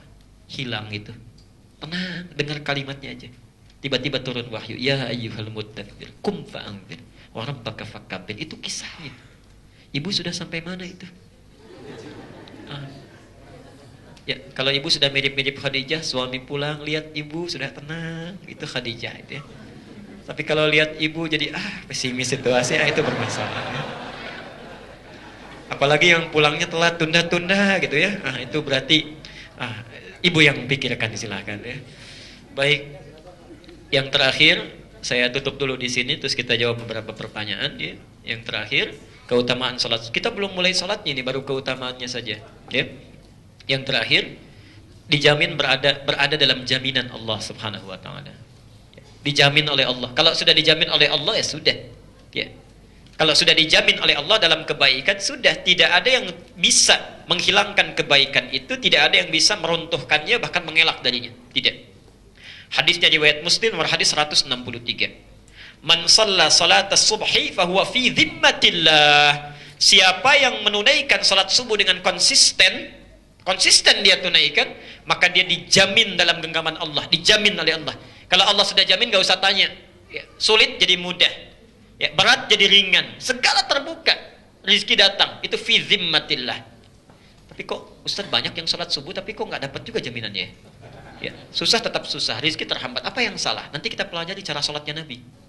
Jangan-jangan rajin tiap waktu datang, tapi cara sholatnya salah. Kan nggak dapat juga. Tapi hadisnya nanti kita teruskan. Kalau ada yang sudah dijamin oleh Allah mendapat kebaikan, lalu tidak digunakan kebaikan itu, Allah akan tuntut itu. Akan dituntut. Ya, misal, saya berikan Anda mobil. Ya, Anda terima. Saya katakan, saya jamin ini mobil, silahkan pakai saja. Bensinnya saya yang isi semuanya, silahkan. Begitu ada aktivitas, gunakan. Mau ta'lim, mau sholat, mau ke kantor, pakai. Ya. Terus saya sudah berikan, tapi Anda nggak pakai. Bagaimana perasaan saya? Ya, kecewa. Padahal Anda minta sebelumnya. Ya, perhatikan. Fala yatlubannakumullahu min dhimmatihi bisyai'in. Ya, maka jangan sesekali nanti kalau Anda sudah diberikan jaminan, Anda kan tadi ingin mudah, ingin nyaman, dapat segala kenikmatan, sekarang diberikan jaminannya oleh Allah. Dikasih. Lalu Anda tidak ambil itu. Anda tinggalkan salatnya, Anda abaikan salatnya, maka perhatikan bahasanya. Fala yatlubannakumullahu min dhimmatihi bisyai'in. Jangan sesekali kalian setelah diberikan jaminan oleh Allah, kata Nabi, dituntut itu oleh Allah. Kamu kan minta hidupnya mudah, gampang, nyaman, rezeki mengalir. Sekarang saya berikan lewat salat subuh. Kenapa nggak kamu ambil? Kira-kira gitulah bahasanya. Ya. Fa innahu man yatlubuhu min dhimmatihi bisyai'in. Perhatikan. Kalau Allah sudah menuntut nanti tentang jaminan yang sudah diberikan, yudrik, kita tidak akan bisa lari dan mengelak, ditemukan dimanapun. Silakan mau sembunyi kemanapun, tidak. Nah nanti, thumma yakubbuhu ala wajhi fin nari jahannam. Orang yang sudah minta diberikan tapi menolak nanti diabaikan itu maaf ya, maaf. Bahasa hadisnya itu yakubbuhu ala wajhi. Yakubbu ala wajhi itu begini, digenggam wajahnya begini, ditarik ke neraka jahannam. Yang paling standar itu An-Nisa 56, yang paling standar siksaan di neraka, cara ngambilnya Innal ladzina kafaru bi ayatina sawfa nuslihim nara. Orang-orang yang ingkar terhadap ayat kami, yang ingkar, menolak, mempermainkan, meninggalkan, itu cara masuk nerakanya nusli. Nusli itu diambil ubun-ubunnya begini, dicelupkan. Ya. Pernah bikin tes celup? Nah, seperti itulah. Ya. Kullama nadijat juluduhum, dicelupkan begini, hancur semuanya kulitnya. Hancur semua. Badalnahum juludan ghairaha, ditarik lagi begini, sembuh lagi. Ya. Ada malaikat yang tugasnya celupin, angkat, begitu. Ya. Dicelup, hancur, diangkat, sembuh. Itu informasi saja dari sekarang, ya, informasi saja. Satu harinya itu sama dengan 1000 tahun. Satu detiknya sama dengan 48 hari. Jadi tolong ini sekedar informasi yang paling ringan. Masuk 1 detik begini, itu sakitnya sampai 48 hari. Kalau masih nggak percaya juga silahkan aja coba sendiri. Ya. Jadi saya sudah sampaikan keutamaan sholat subuh ini, ya. Maka mulai besok ayo kita siapkan supaya bangunnya lebih awal, ya. Kemudian sempurnakan. Nah, sehingga jaminannya di Al-Bukhari nomor hadis 657, Muslim nomor hadis 651. Perhatikan kata Nabi, kalaulah setiap manusia itu tahu keutamaan sholat subuh, kalaulah tahu keutamaan sholat isya dan sholat subuh, begitu redaksinya, tentulah mereka akan mendatanginya dengan merangkak. Dengan merangkak. Ya. Merangkak itu maksudnya bukan datang merangkak ini, bukan. Maksudnya banyak yang datang, saking banyaknya sulit bergerak. Ya, sampai setahap. Merangkak kan nggak langsung ya. Merangkak itu setahap. Kalaulah tahu keutamaan ini, itu orang akan semua berlomba-lomba untuk subuh. Sampai bergerak itu susah. Seperti merangkak. Ya. Anda sudah disampaikan keutamaannya, tapi Anda nggak mau ambil juga. Saya nggak tahu lagi dengan cara apa mesti dibantu itu. Ya. Maka bertakwalah kepada Allah sebelum nanti ditanya oleh Allah di akhirat, kalau yang lain nggak datang subuh belum belajar, belum ada dalilnya, kalian sudah belajar, sudah tahu keutamaannya, kenapa belum dipraktekkan juga? Mau jawab apa itu? Ya. Baik, kita cukupkan dulu di sini. Nanti kita akan mulai bahasan selanjutnya di pertemuan yang akan datang. Izinkan saya untuk menjawab dulu beberapa pertanyaan yang ini masuk ya ke kami. Masih ada waktu? Baik, saya jawab beberapa saja dulu. Bismillahirrahmanirrahim. Assalamualaikum. Waalaikumsalam warahmatullahi wabarakatuh. Ya. Izinkan Ana bertanya, Ustaz, Ana pernah dengar dari antum bahwa ketika tahajud Umar dan Uthman membaca Al-Quran bisa sampai khatam beberapa kali dalam salatnya. Namun bukankah Rasulullah SAW melarang kita untuk menghatamkan Al-Quran paling cepat 3 hari? Mohon penjelasan dari Ustaz. Ya. Ada pertanyaan dari ikhwah kita, salah seorang saudara-saudari kita. Saya pernah menyampaikan bahwa di antara sahabat orang saleh ada yang sampai menghatamkan Quran sehari semalam khatam, ada yang sehari 2 kali khatam, ada yang sehari 3 kali khatam, 4 kali khatam. Saat yang bersamaan ada hadis Nabi yang melarang menghatamkan Quran kurang dari 3 hari. Pernah dengar itu? Bagaimana korelasinya? Kita buktikan dulu barangkali keterangannya supaya tidak keliru. Keterangan kami yang menyampaikan para sahabat itu pernah khatam, bahkan salafus saleh, tabi'in, sampai ulama-ulama ya, kekinian pernah menghatamkan Quran bahkan dalam sehari semalam. Ya. Anda bisa cek itu, misal referensinya, saya sebutkan dulu. Mau yang tebal berjilid-jilid atau cuma 1 jilid saja? 1 jilid ada terjemahannya itu ya, paling gampang ya. Oh ini lekat tintanya. Kitabnya namanya At-Tibyan fi Adab Hamalatil Quran, karangan Imam An-Nawawi. Ya. Ada terjemahannya dalam bahasa Indonesia dan bisa di googling di internet gratis. Ya. Kalau di internet saya lihat dalam bahasa Melayu itu ya, At-Tibyan, tulis saja At-Tibyan, At-Tibyan. Ya. At-Tibyan. An-Nawawi tulis, oke? Okay? Kalau Anda beli kitabnya yang asli berbahasa Arab, ya, cetakan yang paling bagus saya rekomendasikan yang warnanya kuning, ya. Terbitan Darun Nafais, ya. Ada 187 halaman. Warnanya kuning, terbitan Darun Nafais. Keterangan tadi ada di halaman ke-46, paragraf pertama, baris ke-7 sampai 9.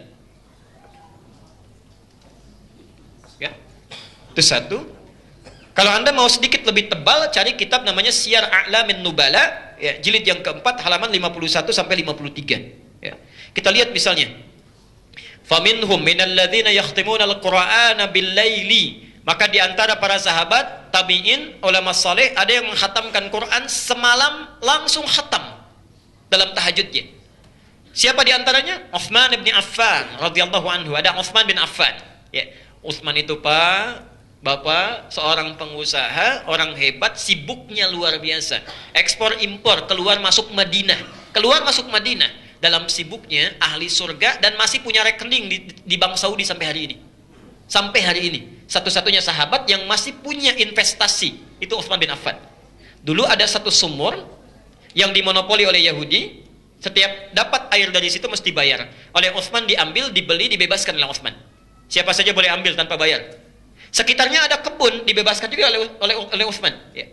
Sekarang itu sudah kebunnya diganti, relokasi menjadi hotel. Setiap ada royaltinya itu disimpan di salah satu bank di atas namakan Utsman bin Affan. Disedekahkan pada umat-umat yang membutuhkan, umat Islam yang membutuhkan. Itu Utsman. Masih sempat menunaikan tahajud sampai khatam Quran. Sekali tahajudnya, satu malam sampai khatam Quran. Masya Allah. Sahabat ahli surga, orang kaya. Investasi hartanya ada sampai sekarang mau tahajud sampai khatam Quran.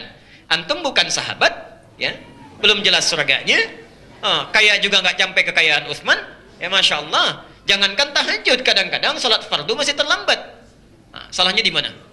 Ya, kita barangkali perlu pelan-pelan belajar. Ada Mujahid, Imam Al-Mujahid, ada Muhammad bin Idris Asy-Syafi'i, masya Allah. Bahkan Qatadah itu 3 kali khatam.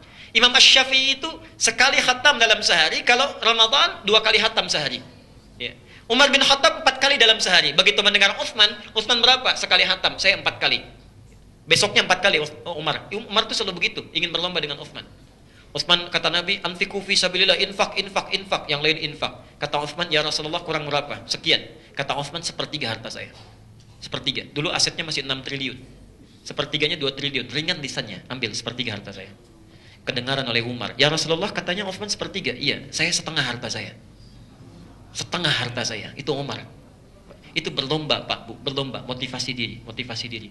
Nah, adapun hadis yang dimaksudkan larangan menghatamkan Quran dalam 3 hari, itu Anda bisa temukan di dalam Abu Daud. Hadis riwayat Abu Daud nomor hadis 1390 dari Abdullah bin Umar radhiyallahu anhuma. Abu Daud nomor hadis 1390 dari Abdullah bin Umar. Abdullah bin Umar datang pada Rasulullah, saya ingin menghatamkan Quran ya Rasulullah. Ya, kata Nabi, ya dalam sebulan. Enggak, saya masih kuat. Terus 10 hari, saya masih kuat.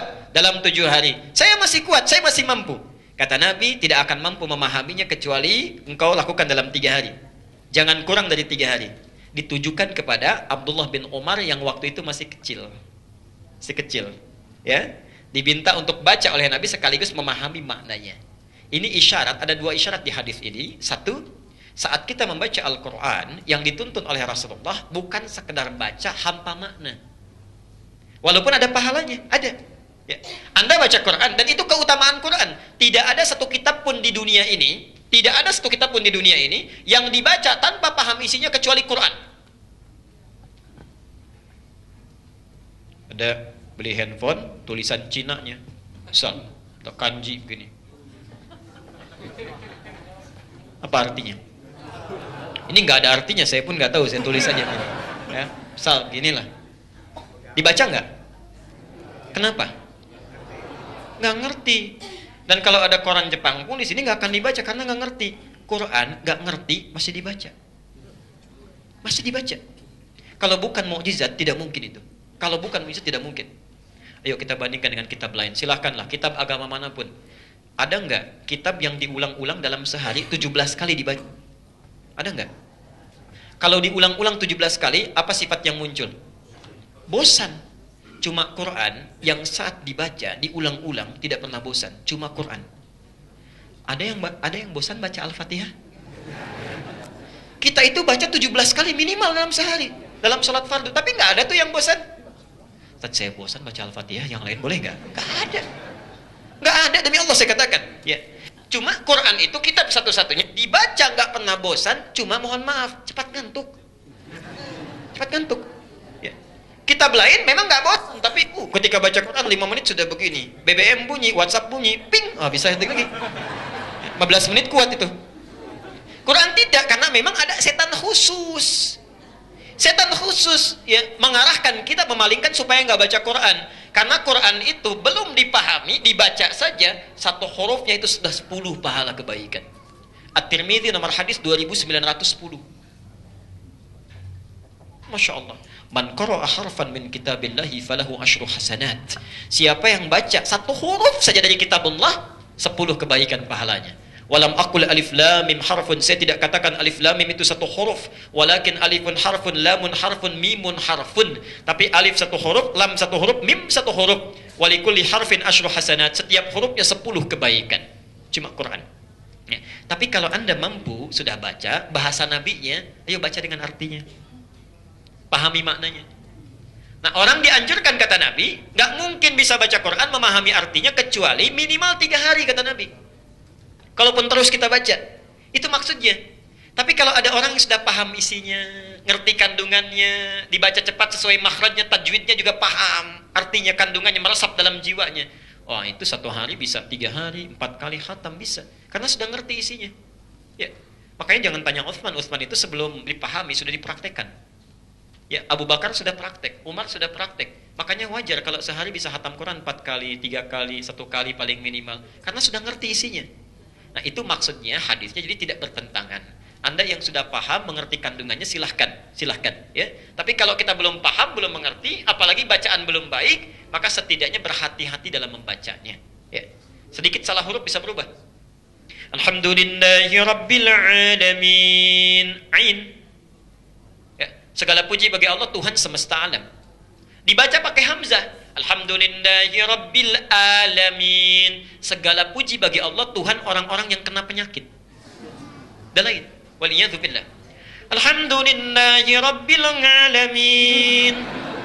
Pakai ain. Segala puji bagi Allah, Tuhan orang-orang yang enggak jelas. Ya, ngalamin tuh enggak jelas, enggak ada artinya. Ya. Hati. Konon katanya itu Jawa agak susah ya. Ya. Kalau Sunda F susah itu. F dibaca P ya. Orang Sunda nggak bisa bilang F nih, padahal itu fitnah katanya. Oke. Baik.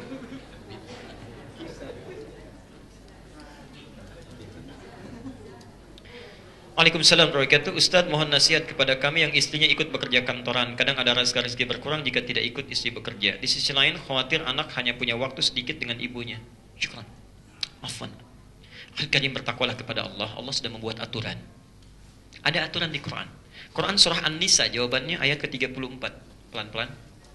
An-Nisa ayat ke-34. Itu ada pembagian 2 tugas. Dan uniknya nanti orang Jepang yang praktekkan. Ya. Mereka punya programnya. Anda harus bedakan, bekerja dengan mencari nafkah itu lain. Ya. Bekerja dengan mencari nafkah itu lain. Ya. Seorang suami ketika akan menikah, ingat ya, bukan ketika telah menikah, akan menikah, itu ditegaskan oleh Quran, tugasnya akan menjadi imam. Imam, pemimpin. Ya, pemimpin, jelas ya. Ar-rijalu qawwamuna 'alan nisa. Kalau Allah sudah menyebutkan pemimpin, berarti 2 aspek, dunia dan akhiratnya. Ya.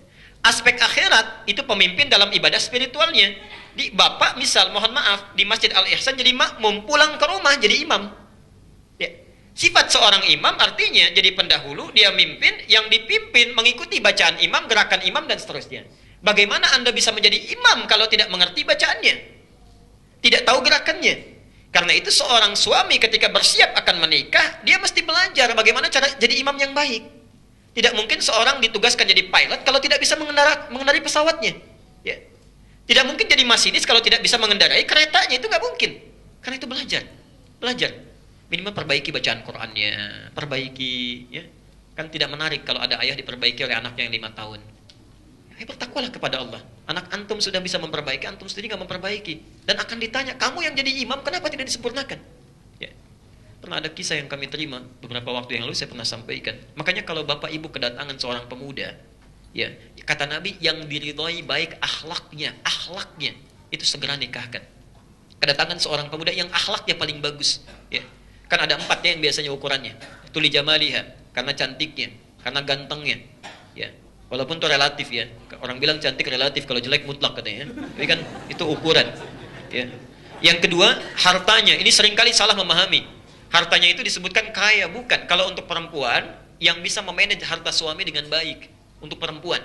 Jadi kalau misalnya laki-laki mencari calon istri, carilah calon istri yang bisa memanage harta suaminya dengan baik. Cari, jangan melebihi kemampuan. Misal Anda kemampuan dapat 5 juta, cari istri yang zakat malnya aja salonnya sudah 10 juta misal. Gak akan nyambung, ya.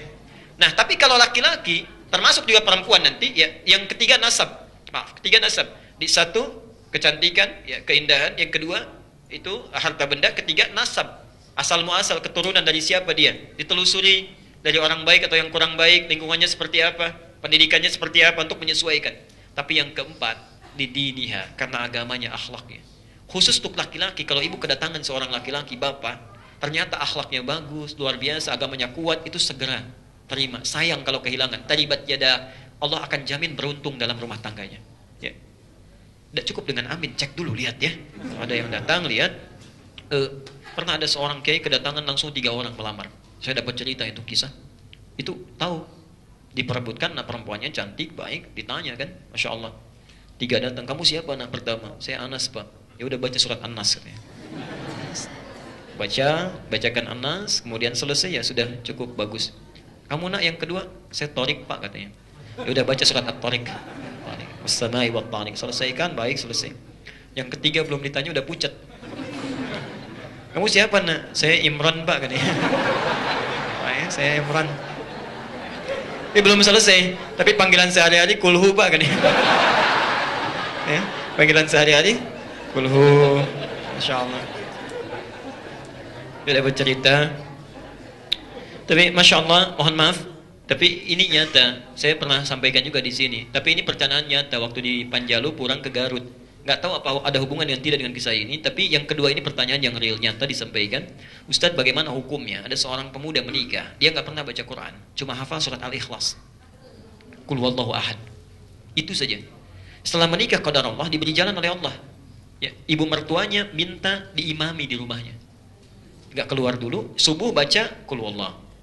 Begitu maghrib jahar Qul huwallah lagi. Ya. Begitu isya kata ibu mertuanya, nah nggak apa-apa lah. Yang rakaat pertama Qul huwallah, yang kedua mohon ganti surat lain ya. Anaknya nggak jawab. Begitu takbir, waladdallin, rakaat kedua diam lama begini. Masya Allah. Ditunggu, dikira berpikir cari ayat, ternyata itu berbelok begini. Mah, boleh nggak Qul huwallah lagi kan? Itu nyata ditanyakan pada saya di Garut. Apa hukumnya orang sholat seperti itu? Saya bilang batal pasti sholatnya dan dia mesti belajar. Maka Anda yang sudah siap menjadi seorang suami itu mesti belajar. Nah, dalam hal urusan kepemimpinan dunia itu pun sama. Bima faddalallahu ba'dahum ala ba'din wa bima anfaqu min amwalihim. Kelebihan laki-laki dibanding dengan perempuan, laki-laki diberikan perangkat mencari nafkah. Ini poinnya.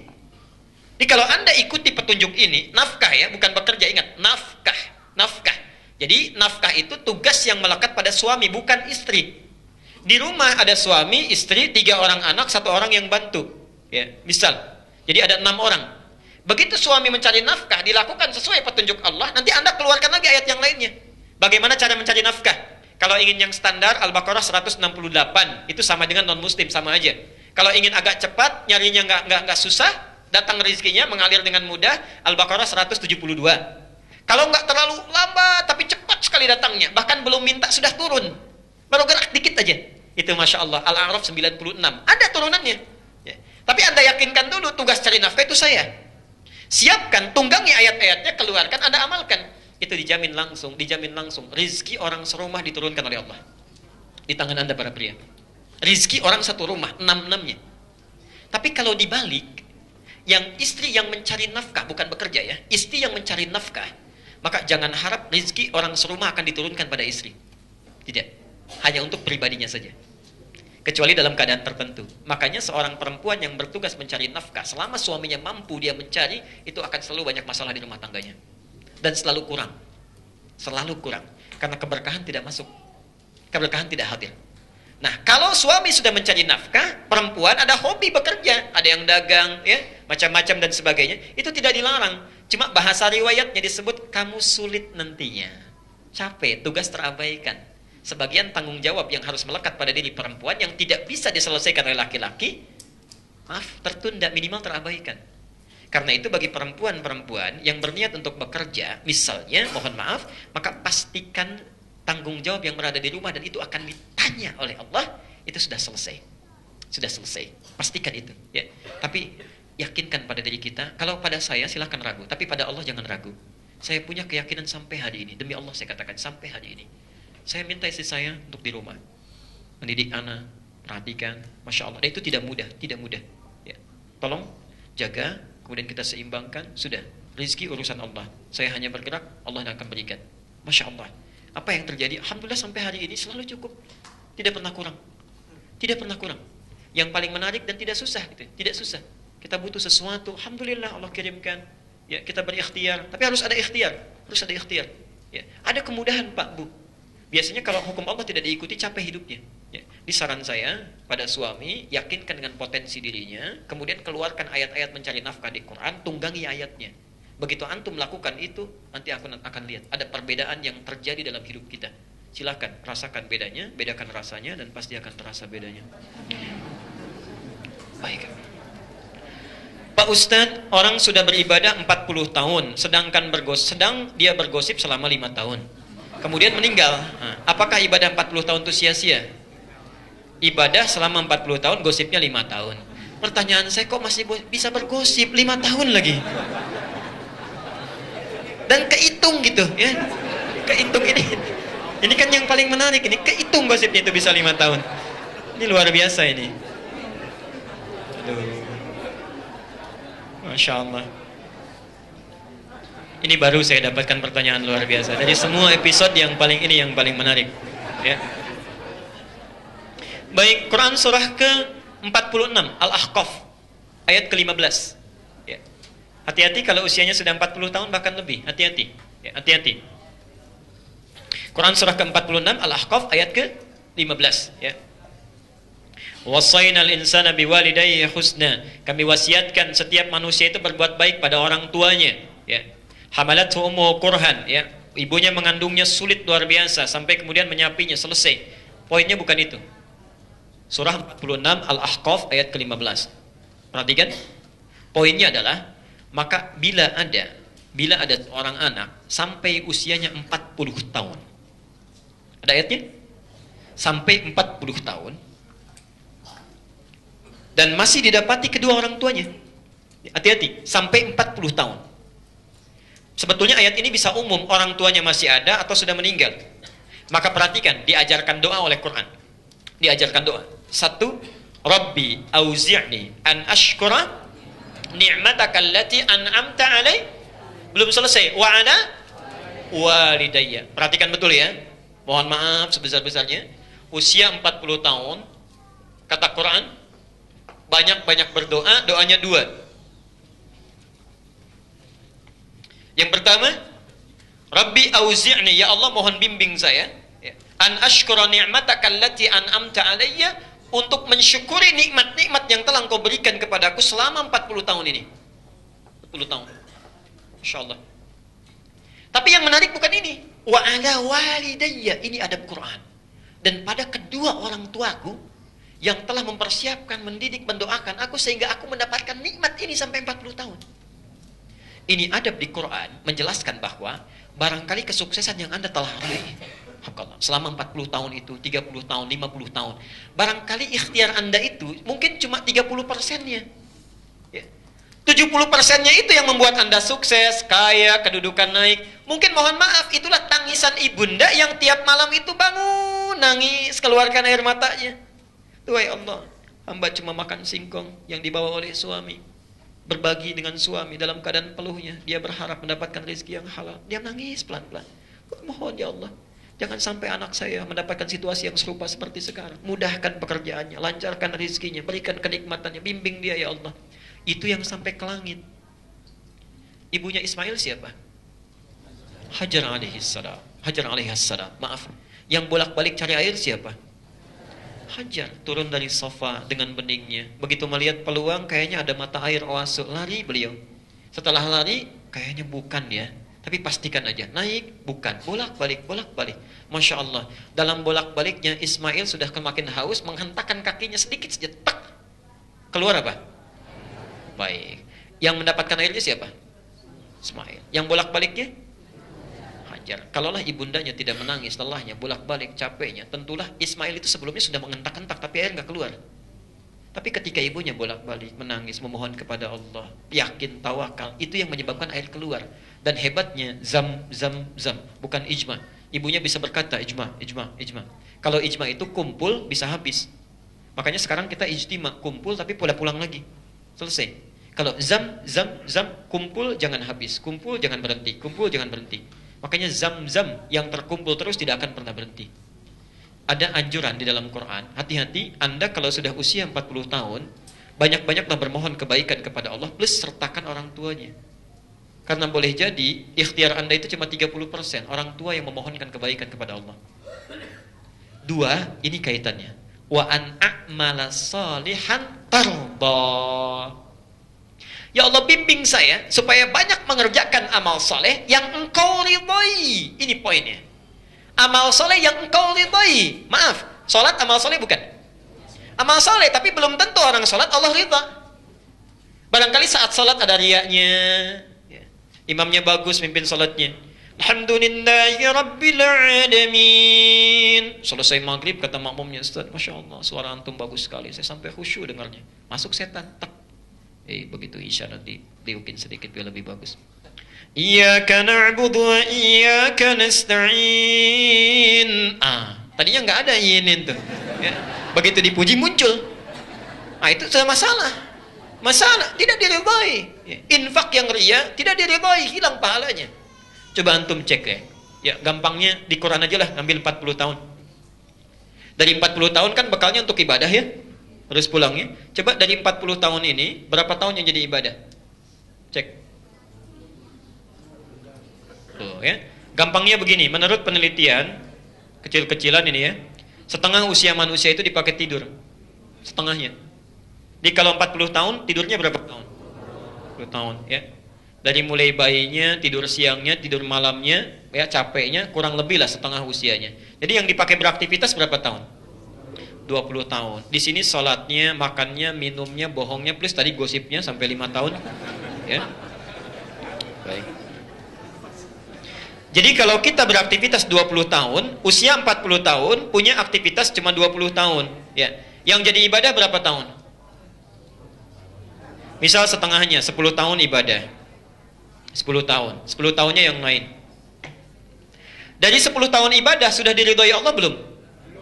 Sudah pasti diterima belum? Kira-kira yang diterima berapa tahun? Tuh. Ayo ambil, gak usah pesimis, mungkin 5 tahun. Yang jadi masalah, orang usia 40 tahun punya amalan yang dibanggakan, yang tak bermasalah cuma 5 tahun. Sebelum ke sana, saya mau tunjukkan dulu. Sebelum ke sana, saya mau tunjukkan. Gini poinnya.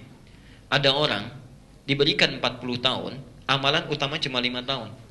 Ada anak dikasih usia 4 tahun, Masya Allah, dia sudah amalan luar biasa. Amalannya melebihi usia 40 tahun. Orang 40 tahun belum hafal Quran. Ini anak 4 tahun sudah hafal Quran. Ya. 40 tahun matanya sehat, kakinya sehat, tangannya sehat. Anak 4 tahun matanya buta, sarafnya terganggu, hafal Quran. Antum kemana aja? Dan bagaimana bisa menjawabnya di hadapan Allah? Saya kan pernah katakan seorang anak kecil Musa namanya, 6 tahun, 7 tahun dari Asyut di Mesir. Masya Allah belajar Quran, ya sampai bapaknya mengantar pakai motor dimodifikasi, jalan 20 km. Awal-awal gurunya cuma minta 1 ayat. Anda bayangkan dari Lebak Bulus ke Bekasi ke sini, begitu datang ke gurunya, minta ngaji, baca alif lam mim, udah pulang lagi, ntar besok datang lagi ya. Kira-kira mau datang lagi nggak besoknya itu? Ini anak sabarnya luar biasa, sabar, paham, ini guru pasti ada hikmahnya. Ada tujuannya. Masya Allah, ditekuni sampai hafal Quran. Bapaknya yang nganter belum hafal, anaknya yang buta hafal. Tapi setiap pulang, bapaknya ngecek lagi hafalannya, disimpan di dashboard motornya, dimodifikasi, cek dimanfaatkan di jalan, sampai hafal. Begitu sudah hafal Quran, itu sampai beritanya disebarkan secara viral, Allah berkehendak, sampai salah seorang reporter televisi datang, ya, merekam itu, ditanya, ya Syekh Musa, Syekh Musa, jika Anda diperkenankan oleh Allah untuk memohon saat ini, apa yang mau diminta? Kira-kira kalau mata kita nggak bisa lihat, mintanya apa? Saya melihat, ya, minta melihat. Tapi jawabannya mengejutkan. Lihat kalimatnya. Kalau saya diperkenankan oleh Allah untuk memohon saat ini juga, saya akan minta kepada Allah, satu, ya Allah, mohon jangan sembuhkan mata saya. Biarkan saya buta, karena dengan buta ini saya bisa menghafal Quran. Satu. Tolong biarkan saya buta, karena dengan buta ini saya bisa menghafal Quran. Tapi yang menarik bukan itu. Yang menarik, demi Allah saya katakan, saya akan membawa Quran saya ketika menghadap ke hadapan Allah. Saat saya datang sendirian dalam keadaan yang sangat gemetar, saya katakan, ya Allah, saya sudah berusaha menghafalkan Quran ini menjadi bekal saya menghadap kepadamu. Kalau dengan Quran yang sudah saya hafalkan, saya mesti dihukum juga, mohon ringankan hukuman saya dengan Quran yang telah saya hafalkan. Anda dari mana itu? Ya Allah. Itu Musa. Musa, anak buta, 6 tahun, menghafal Quran, membawa bekal menghadap Allah. Kita dikasih 60 tahun, usia yang sangat panjang, kemana aja kita? Ya. Jadi bertakwalah kepada Allah, perbaiki. Belum kita bicara ini, ikhlasnya cuma 5 tahun, berapa tahun dosanya yang dikumpulkan? Karena itu kalau Anda sudah lewat usia 40 tahun, maka perbanyak amal soleh. Sudah berpikir pulanglah, jangan yang macam-macam lagi. Dalam hadis qudsi disebutkan, ya ibadi khalaqtuka lil ibadah fala tal'ab. Hei hambaku, saya ciptakan kamu untuk ibadah, jangan banyak main-main. Ya. Kalau kita bisa beribadah, kenapa main-main? Kan tipis bedanya. Cuma diniat saja. Anda makan, minum, baca bismillah jadi ibadah. Tidak baca bismillah nggak jadi ibadah, kan sayang. Karena itu kembalilah ke rumah masing-masing, bulatkan niat untuk kembali kepada Allah, perbaiki keadaan diri kita, dan insya Allah Allah mudahkan segala kehidupan kita. Dunia ini kecil, sangat kecil, dan itu digenggam saja. Kalau kita sudah orientasi akhirat, dunia akan ditundukkan oleh Allah. Gampang, demi Allah saya katakan gampang. Ya. Saya kira kita sudah lewat waktunya, ini saya pegang. Ya, saya pegang. Nanti insya Allah di pertemuan selanjutnya kita akan bahas dan kita akan jawab, dan mudah-mudahan Allah memberikan keberkahan kepada kita semuanya. Baik, Bapak Ibu sekalian, ini yang bisa saya sampaikan di pertemuan duha kali ini. Mohon berkenan kalau ada sesuatu yang kurang tepat, yang salah, itu mutlak kesalahan saya. Tinggalkan pendapat saya dan ambil pendapat Ustadz yang lebih baik, dan maafkan saya. Kalau benar itu dari Allah dan Rasulnya, silahkan diamalkan, dan semoga kita semua dibimbing oleh Allah Subhanahu Wa Taala. Saya akan berikan dulu pengumuman barangkali. Baik. Yang pertama, ikhlas sekalian, saya tidak tahu apa ini sudah disampaikan atau diketahui secara menyeluruh informasinya. Kalau belum, nanti bisa ditanya teman-temannya. Barangkali ini diketahui juga oleh yang lain. Yang pertama, ada wakaf mushaf. Sekali lagi, ini terakhir saya sampaikan. Wakaf mushaf dari Kementerian atas Kerajaan Besar Saudi Arabia, ya, sebanyak 50.000 mushaf. 50.000 mushaf, ya, itu dibagikan secara gratis, tidak ada biayanya. Mushafnya sama dengan yang cetakan Madinah, ya. Itu antum tulis surat permohonan, kemudian ada nomor kontaknya, ya, nanti disampaikan ke situ, dan kalau masih ada stoknya insya Allah akan disampaikan, dan tidak ada biayanya, kecuali biaya kirim saja mungkin, ya. Saya sudah sampaikan ke Al Ihsan nomor kontaknya, antum mintakan saja beserta alamatnya, ada di situ, ya. Diajukan surat permohonan. Kalau perlu rekomendasi pakai bahasa Arab, nanti saya coba buatkan, ya. Jadi coba kami buatkan. Itu yang pertama. Yang kedua, bagi Anda yang nanti membutuhkan untuk materi-materi taklim, sering masuk di media sosial dan sebagainya, nanti kami ada staff ya yang kadang ikut, silahkan tanyakan, atau mungkin nanti ke Alexa dititipkan, itu silahkan saja kalau mau kopi dan seterusnya, ya. Termasuk jadwal-jadwal taklim yang sering ditanyakan, ini sudah kami siapkan ini untuk tahun depan, ya, setahun ke depan. Untuk yang Jumat ini sudah ada, ya, nanti tidak usah bertanya lagi, nanti silahkan disampaikan dan Anda bisa bawa, ya. Dan yang terakhir, yang ketiga, Bapak Ibu sekalian, ini yang paling penting barangkali, ya, ini yang paling penting. Saya mohon sebesar-besarnya, kalau diperkenankan saya bermohon, mari kita berdoa, sisihkan waktu untuk saudara-saudara kita pertama di Indonesia yang sedang diliputi oleh musibah dengan bencana asap, ya. Kita doakan, kalau ada kesempatan istisqa, antum ambil tanah yang lapang, dan dalam kesendirian antum di malam hari tolong doakan supaya mereka diberi kemudahan. Dan yang paling penting, Allah memberi kesadaran pada orang-orang yang berlaku maksiat, yang sengaja membakar, yang keliru dan sebagainya, supaya ditunjukkan hidayah oleh Allah Subhanahu Wa Taala.